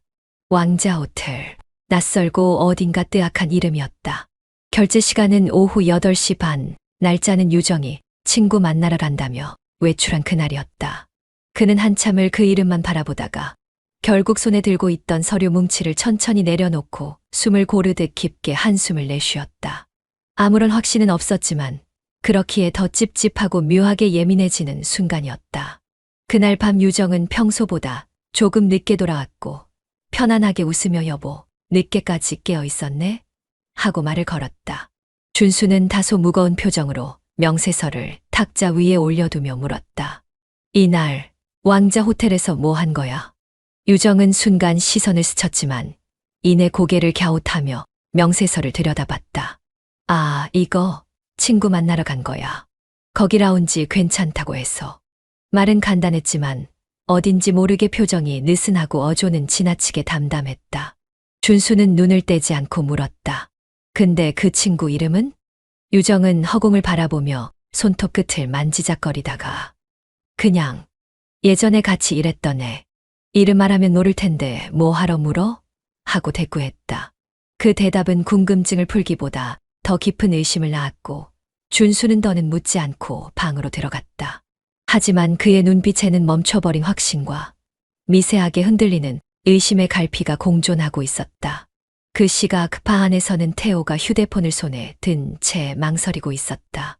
화면에는 혜진의 이름이 저장된 메시지창이 떠 있었고 그 위에는 다음은 없어야 해요. 우리 생각 좀 해봐요라는 문장이 타자로 써졌다. 지워지기를 반복하고 있었다. 결국 그는 핸드폰을 내려놓고 깊은 숨을 내쉬었다. 다음 날이면 유진과 또 마주해야 했고 혜진 역시 아무 일 없었다는 얼굴로 다시 식탁에 앉을 터였다. 이제 좀 위험해지는 것 같아요. 태호는 저녁이 끝난 뒤 집 앞 골목에서 혜진과 조용히 마주서서 그렇게 말했다. 그날도 그렇고 모텔도 어쩐지 누가 다 보고 있는 기분이에요. 혜진은 아무 말 없이 그를 바라보다가 목소리를 낮췄다. 그래서 이제 그만하고 싶단 거예요. 그게 아니라 조금만, 진짜 조금만 조심하자는 거예요. 조심이요? 혜진은 고개를 숙여 웃듯이 말했다. 그럼 난 조심스럽게 미쳐볼게요. 태호는 그 말에 답하지 못했고 혜진은 그를 바라보며 차가운 얼굴로 덧붙였다. 난요, 후회는 안 해요. 한 번 시작한 거면 그냥 가보는 거지. 당신은 어때요? 나도 그래요. 다만 유진이가 혹시라도 그 애는 순진해요. 몰라요. 아마 오래도록. 태호는 그 순간 처음으로 혜진이 얼마나 차분하게 모든 걸 넘고 있는지 실감했다. 그녀는 절대 감정에 흔들리는 사람이 아니었다. 흔들리기는커녕 어쩌면 그 틈을 밀고 들어오는 틈새마저 만들어내는 사람이었다. 그날 밤 태호는 방에 누워 천장을 한참 바라봤다. 숨소리가 귓가에 메아리처럼 맴돌았고 혜진의 눈빛과 그 말투 그리고 준수의 침묵까지도 끊임없이 맴돌았다. 모든 건 멀쩡해 보이는데 이상하게 숨이 막히는 그런 밤이었다. 유진이 단체로 떠나는 회사 워크숍은 원래 2박 3일 일정이었고 혜진은 그 사실을 며칠 전부터 알고 있었지만 굳이 누구에게 말하지 않았다. 여행을 가는 아침 유진은 트렁크를 끌며 현관 앞에서 웃었다. 엄마, 다녀올게. 태호 오면 밥 좀 챙겨줘요. 그 한마디가 문이 닫히며 가볍게 남았고 혜진은 식탁 위 컵을 들어 올린 채 눈길을 내리지 않았다. 그날 아침은 유난히 조용했다. 혜진은 핸드폰을 들고 한참을 망설이다가 짧게 문자를 보냈다. 오늘 올래요? 라는 문장은 너무 담백해서 오히려 더 짙은 의도를 감추는 듯했다. 답장은 몇 분 뒤에 왔다. 네, 오후쯤 갈게요. 그 말은 어떤 확신이나 망설임도 느껴지지 않았고 그 조용함이 더 많은 걸 말해주는 것 같아 혜진은 창밖을 가만히 바라보다 혼잣말을 내뱉었다. 이상한 날이네. 햇살도 참 밝고.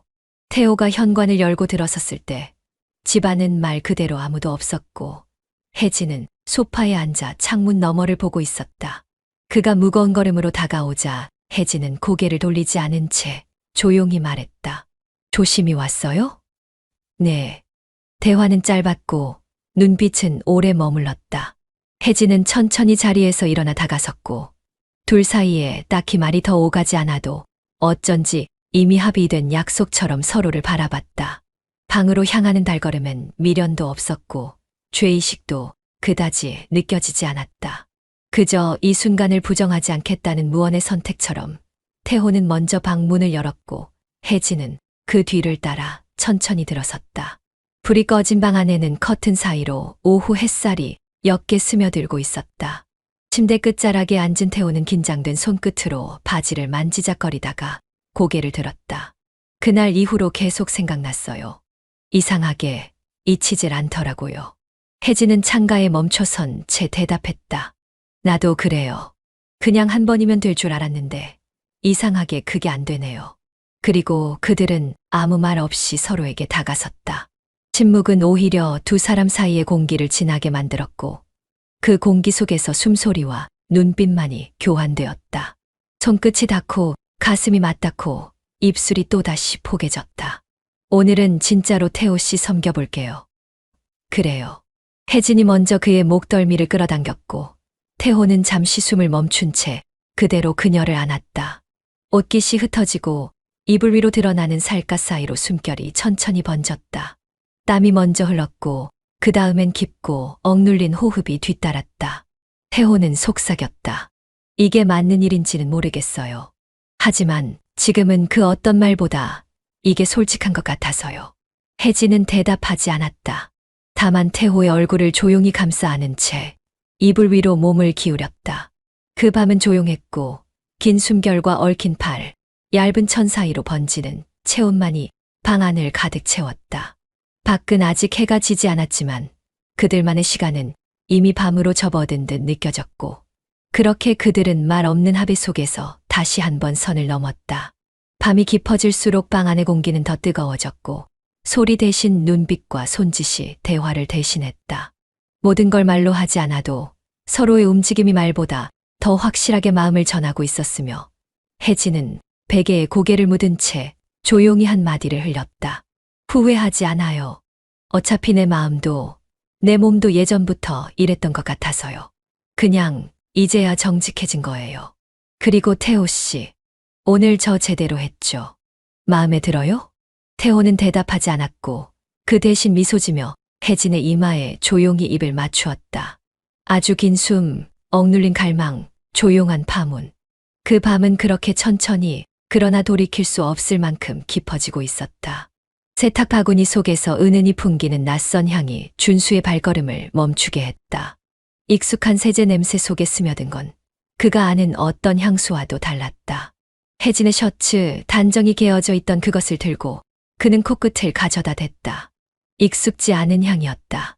가벼우면서도 자극적이고 마치 누군가 방금 전까지 입고 있던 듯한 체온이 남아있는 듯한 기분까지 들었다. 향수 바꿔봤어. 어때? 혜진은 거실에서 다림질을 하며 가볍게 묻는다. 그의 시선을 알아챈 건지 아니면 정말 무심한 말투인 건지 준수는 한참이나 대답을 하지 못하고 셔츠를 접어 내려놓았다. 응, 좀 다르네. 어디서 산 거야? 지인이 준 거야. 너한테는 어울릴까 싶어서. 그 말 끝엔 이상한 여운이 담겨 있었고 준수는 왠지 그 문장 너머에 있는 이야기가 궁금해지는 기분이었다.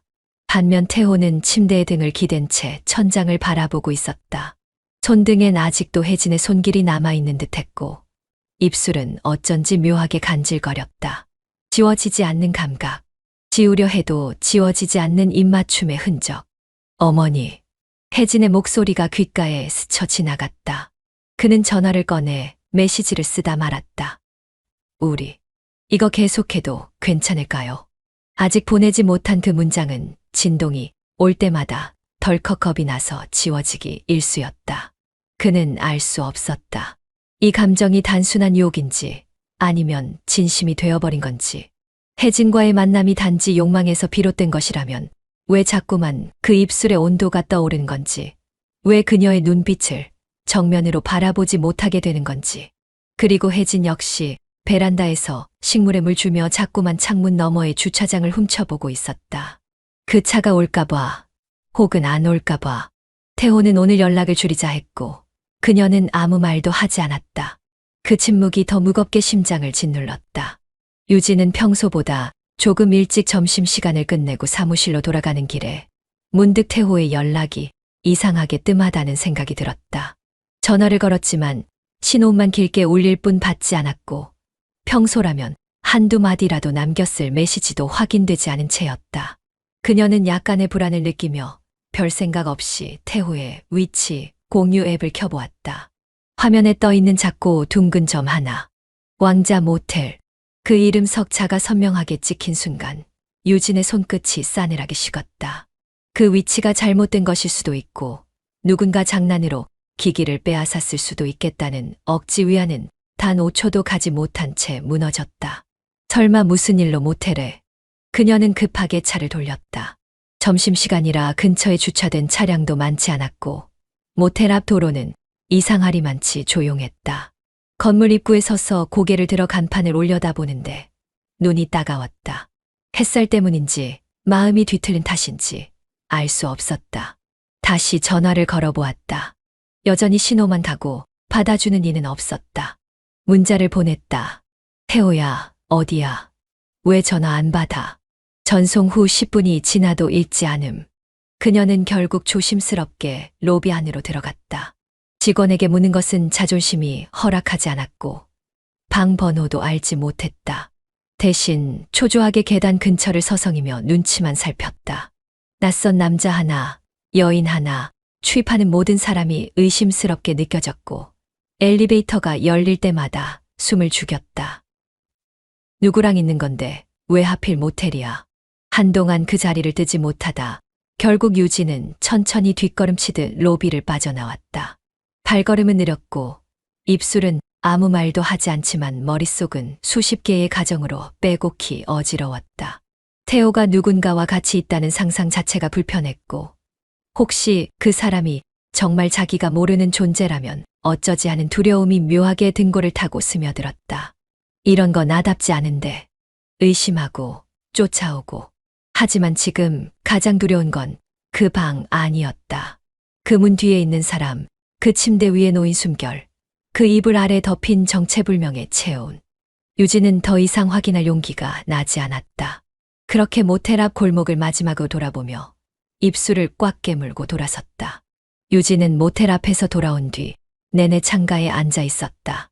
밤이 깊어졌는데도 불을 켜지 않았고 창밖으로 흘러내리는 자동차 불빛이 벽을 스치며 방 안을 가로지르는 게 전부였다.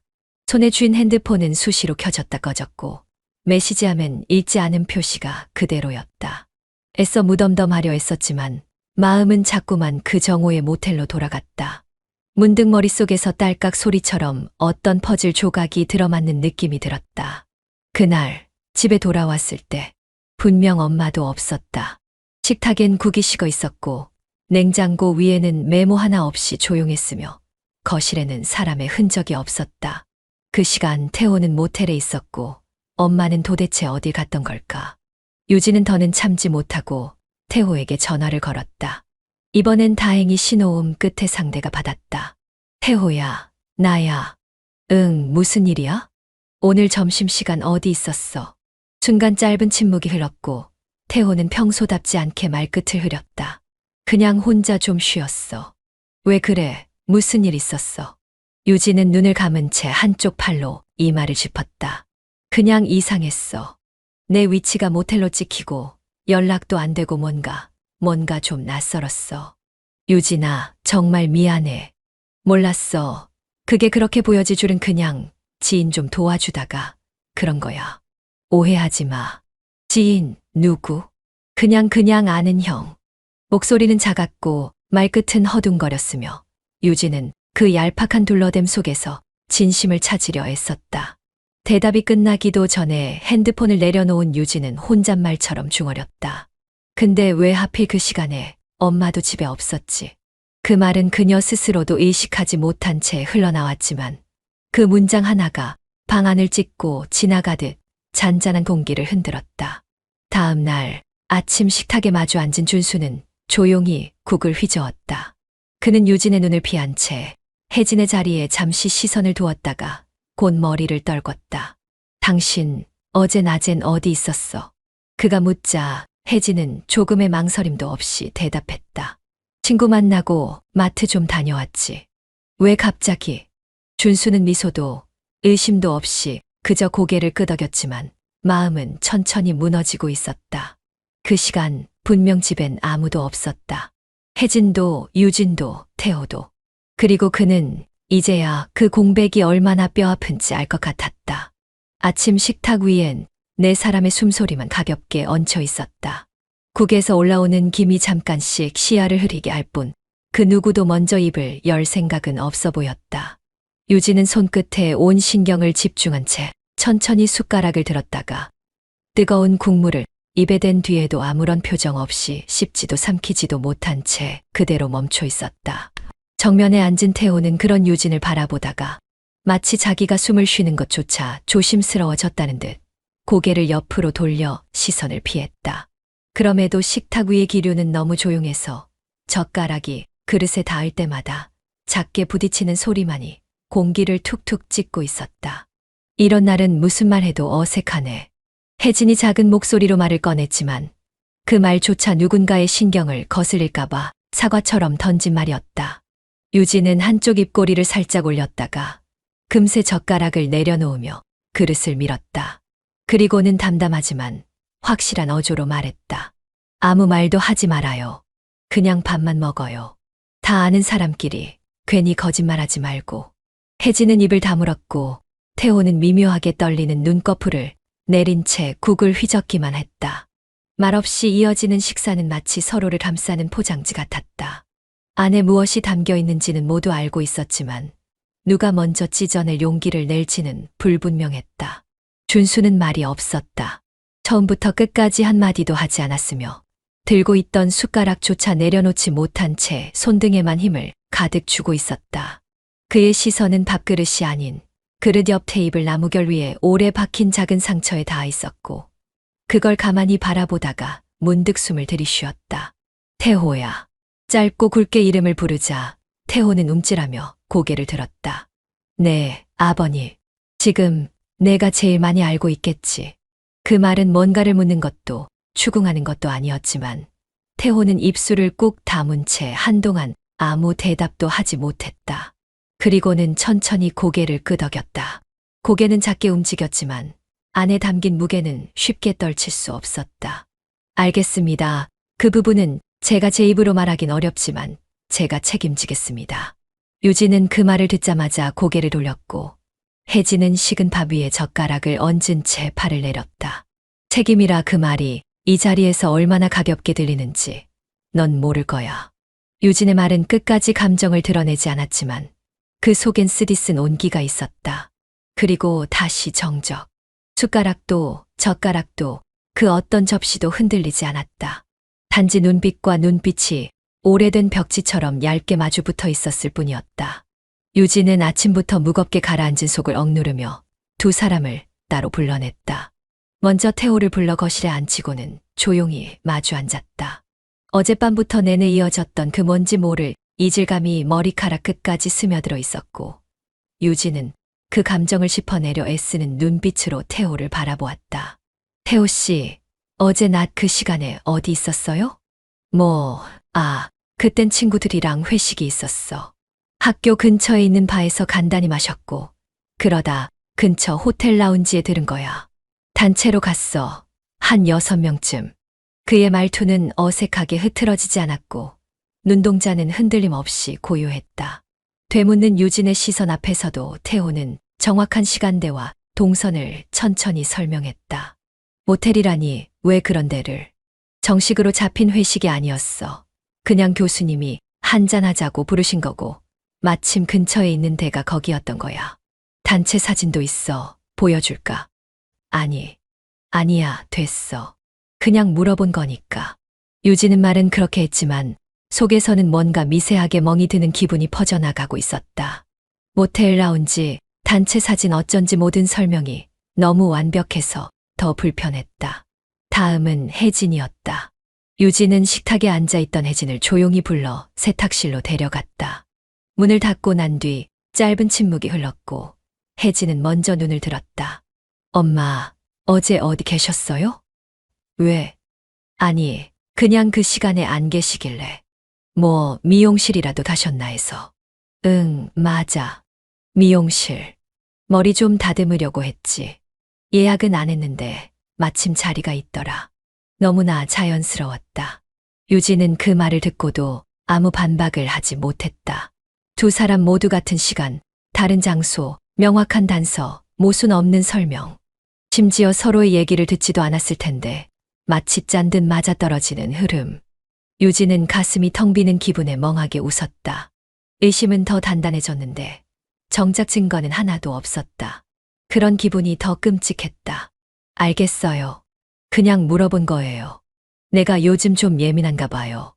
그 말에 혜진은 유진의 어깨를 다정하게 토닥였고 눈을 마주치며 조용히 말했다. 내가 힘들어할까봐 미리 얘기 안 했던 거야. 괜히 걱정할까봐. 응, 고마워요. 엄마. 식탁에 돌아와 앉은 유진은 손에 힘이 풀려 젓가락을 떨어뜨렸다. 한참을 아무 말 없이 밥을 씹다가 문득 중얼이듯 말했다. 이상하다. 왜 이렇게 딱딱 맞아떨어지지? 하지만 그 혼잣말을 들은 사람은 아무도 없었다. 내가 하고 싶다고 했던 거잖아. 작아도 괜찮으니까 해보자. 난 내가 잘할 수 있을 거라고 믿어. 유진의 눈은 진심으로 가득했고 태호는 그 말이 너무 따뜻하게 들렸지만 동시에 가슴 한구석이 조용히 죄어왔다. 처음부터 태호는 자금이 부족했고 대출도 쉽지 않았으며 유진이 해주겠다고 했던 지원금으론 턱없이 모자랐다. 그런 태호를 조용히 불러 따로 계좌번호를 적어 건네며 혜진은 말했다. 이건 내가 갚지 않아도 돼. 하지만 유진이는 모르게 해줘. 나 그냥 내가 웃는 얼굴을 좀 더 보고 싶어서 그런 거야. 그날 이후 식당은 급속도로 정리됐고 마침내 간판이 걸렸다. 태호 식당. 이름만 보면 평범했지만 그 안에 얽힌 감정은 그 어떤 드라마보다 복잡했다. 오픈날 혜진은 예쁜 앞치마를 두르고 찾아왔다. 유진은 주방이 부족하다는 태호의 말에 고민 없이 혜진에게 물었다. 엄마, 시간 좀 괜찮으면 아르바이트처럼 도와주실래요? 어차피 집에만 계시기도 지루하셨잖아요. 혜진은 잠시 놀란 표정을 짓더니 아주 조용히 고개를 끄덕였다. 그래, 도울게. 불편하지 않게, 손 안 가게만 움직일게. 아니요, 전 오히려 든든한데요. 어머니 계시면 불안한 게 사라져요. 그 말을 들은 유진은 살짝 웃었고 태호는 그 옆에서 고개를 살짝 숙이며 물컵을 채웠다. 근데 너 우리 엄마한테 너무 편하게 말하는 거 아니야? 그냥 이제는 그런 사이잖아. 가족이 될 사람이니까. 유진이 웃으며 말할수록 혜진과 태호는 마주치지 않으려 해도 자꾸만 시선이 얽혔다. 가게가 어느 정도 자리를 잡기 시작하자 혜진은 거의 매일 주방 뒷정리를 맡았고 태호는 물 흐르듯 그녀의 움직임에 익숙해졌다. 서로 말은 없지만 손이 닿거나 등 뒤에서 스치면 아주 잠깐 눈빛이 흐르곤 했다. 그날 밤 정산을 마치고 전기 스위치를 내리던 혜진이 조용히 말했다. 너, 내 돈이 들어간 거라 부담되지 않아? 태호는 대답 대신 작은 미소를 지으며 불 꺼진 주방 안을 가만히 응시했다. 이 식당이 없었으면 난 유진이랑 계속 멀어졌을 거예요. 지금 이대로면 우리 다 같이 행복해지는 걸지도 몰라요. 그 말에 혜진은 고개를 돌려 태호를 바라보다가 아주 작게 속삭이듯 말했다. 그래, 지금은 이게 제일 조용한 방법이니까. 문이 잠긴 건 아주 조용한 소리였다. 딸깍 하고 살짝 울렸을 뿐인데 그 안의 공기는 바닥부터 차올랐다. 식당 간판 불이 꺼지고 나면 주방 뒤편의 작은 방 하나만이 둘만의 공간이 되었다. 낮엔 그저 식자재 박스와 쌀자루가 쌓인 허름한 창고 같았지만 밤이 되면 그 방은 둘만의 은신처가 됐다. 태호는 유진이 다녀간 이후에도 아무 말 없이 조용히 설거지를 마쳤고 혜진은 손에 물기만 닦아낸 채 묵묵히 그의 움직임을 지켜봤다. 그날도 어김없이 불을 다 끈 태호가 먼저 뒷방으로 걸어 들어갔고 혜진은 앞치마를 풀어 벽에 걸며 그의 뒤를 따랐다. 문은 닫는 소리를 내지 않도록 조심스럽게 닫혔다. 그 소리조차 외부에 들킬까봐 살짝 밀어넣고 천천히 걸쇠를 돌렸다. 오늘 좀 늦었네요. 혜진이 속삭이듯 말하자 태호는 조용히 고개를 끄덕였고 말 없이 그녀의 손끝을 바라보았다. 손톱 밑에 남은 고춧가루 자국, 손등엔 칼자국이 얇게 그어져 있었고 그조차 예뻐 보였다. 식당이 잘 돼서 그런가 봐요. 손님도 많고. 혜진이 웃었지만 목소리는 가라앉아 있었다. 태호는 그 웃음을 오래 보지 못하고 대신 눈을 감았다. 어깨가 약간 떨렸고 두 손이 서서히 그녀의 허리로 향했다. 마치 기다렸다는 듯 혜진은 한 발 먼저 다가와 그의 턱을 올렸다. 말하지 말아요. 입술이 닿기 직전 혜진이 먼저 말했고 태호는 대답 대신 숨을 들이켰다. 입술이 겹쳤고 등 뒤에서 선반이 흔들렸다. 접시가 부딪히는 소리는 단 한 번. 그 이후로는 아무 소리도 없었다. 혜진이 먼저 몸을 밀어붙였다. 그의 셔츠 단추를 하나하나 풀면서도 시선은 단 한 번도 피하지 않았고 태호 역시 더는 물러서지 않았다. 몸이 닿자마자 식은 땀이 피어올랐다. 말은 없었지만 서로가 서로를 삼키려는 듯 깊이 얽혔다. 오래도록 말없이 숨만으로 방 안을 채웠고 커튼 틈 사이로 새는 불빛 하나조차 숨을 죽이고 있었다. 내가 이렇게까지 될 줄 몰랐어요. 태호가 속삭이자 혜진은 눈을 감고 이마를 그의 어깨에 기댔다. 나도 이 나이에 누굴 이렇게 간절히 기다릴 줄은 몰랐고 그런데도 계속 기다렸죠. 내가 문을 열 때마다 하루가 끝났다는 게 아니라 나한테 오늘이 시작됐다는 느낌이었으니까. 침대는 오래된 스프링 소리를 내지 않으려 몸을 조심스럽게 기댔다. 하지만 숨결은 점점 깊어졌고 피부 위에 스치는 손끝 하나에 민감하게 반응하며 거짓말처럼 조용했던 밤이 천천히 뜨거워졌다. 우리 이렇게 살아도 되는 걸까요? 태호가 문득 물었다. 아니, 안 되지. 근데 그래도 사라지고 있잖아. 혜진은 웃었고 태호는 그 웃음 위에 다시 입술을 겹쳤다. 어둠 속에서 들리는 건 오직 서로를 찾아가는 두 사람의 숨소리뿐이었다. 소리가 클까봐 웃음도 삼켰고 이름을 부르지 않기 위해 입술도 닫았다. 하지만 그 모든 조심스러움은 결국 서로에게 깊이 빠져드는 걸 막지 못했다. 그 밤, 그 방, 그 작은 식당 안에서 그들은 멈추지 않았다. 그 누구에게도 들키지 않을 만큼. 그러나 누구보다 뜨겁게. 우리는 잘못됐다는 걸 알았다. 숨을 고르고 마음을 고쳐 먹을 시간도 누구에게 털어놓을 용기도 없었지만 그 방 안에서만큼은 이상하게 편안했다. 어디서부터 어긋났는지도 누가 먼저 넘지 말아야 할 선을 지웠는지도 이젠 기억나지 않는다. 식당 뒤편 문 하나 닫히면 세상과 단절되는 그 공간 안에서 우리는 자꾸만 사람의 얼굴을 잃어갔다. 엄마였던 나는 여자가 됐고 딸의 남자였던 그는 점점 내게서 남자의 향을 물들여갔다. 이제 그만두자고 하면 받아들일 수 있어요? 태호가 조심스레 입을 열었다. 그의 눈빛은 여전히 흔들렸지만 목소리는 단호했다. 혜진은 한참을 대답하지 못했다. 그는 여전히 혜진의 손등을 감싸주고 있었고 어깨는 조금씩 떨렸다. 그만두는 게 맞는 거니까. 그렇게 말하면서도 손은 놓지 못했다. 맞는 건 알아요. 근데 혜진 씨는요? 모르겠어. 요즘은 맞는 게 뭐였는지도 모르겠고. 혜진은 눈을 감았다가 떴다. 창밖 어둠 너머로 식당 간판이 꺼져 있는 게 보였고 그 아래 흔들리는 가로등 불빛이 마음을 짓눌렀다. 솔직히 말할까요? 저는요, 죄책감보다도 지금이 끝날까봐 더 무서워요. 나도 그랬어. 너무 무서웠어. 이게 다 무너질까봐. 근데 무너지는 게 맞는 것 같기도 했고, 그게 오히려 당연하다고 느껴지기도 했고, 그 말은 진심이었고, 그래서 더 아팠다. 서로를 바라보는 눈빛 안에 말로는 설명할 수 없는 복잡한 결들이 엉켜 있었다. 딸이 이 사실을 알게 된다면 난 정말 엄마가 아닐 거야. 그럼 전요. 전 뭔데요? 혜진 씨한테 이런 말 하면 안 되잖아요. 그치만 계속 마음이 가요. 피하려고 해도 안 보는 척해도 혜진 씨가 웃으면 그냥 무너져요.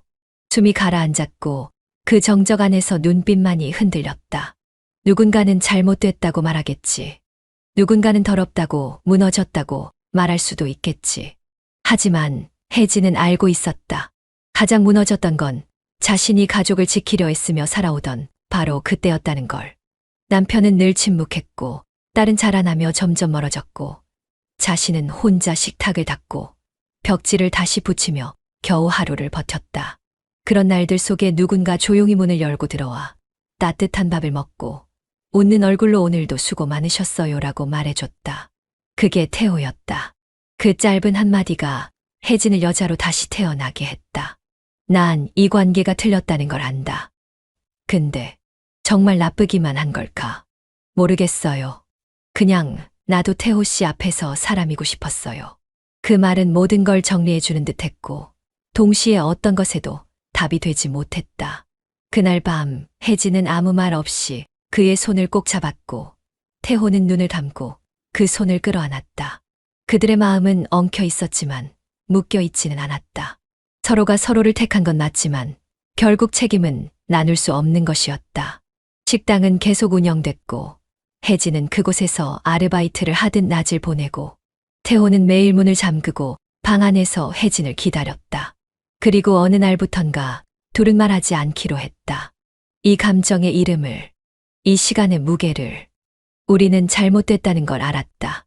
그런데 이상하게 그 방 안은 가장 편안했다. 집도 가족도 진심도 잃었지만 그 사람과 함께 있을 때만 거짓이 없었다. 나는 엄마였고 그는 딸의 남자였지만 그 순간만큼은 누구도 아니었다.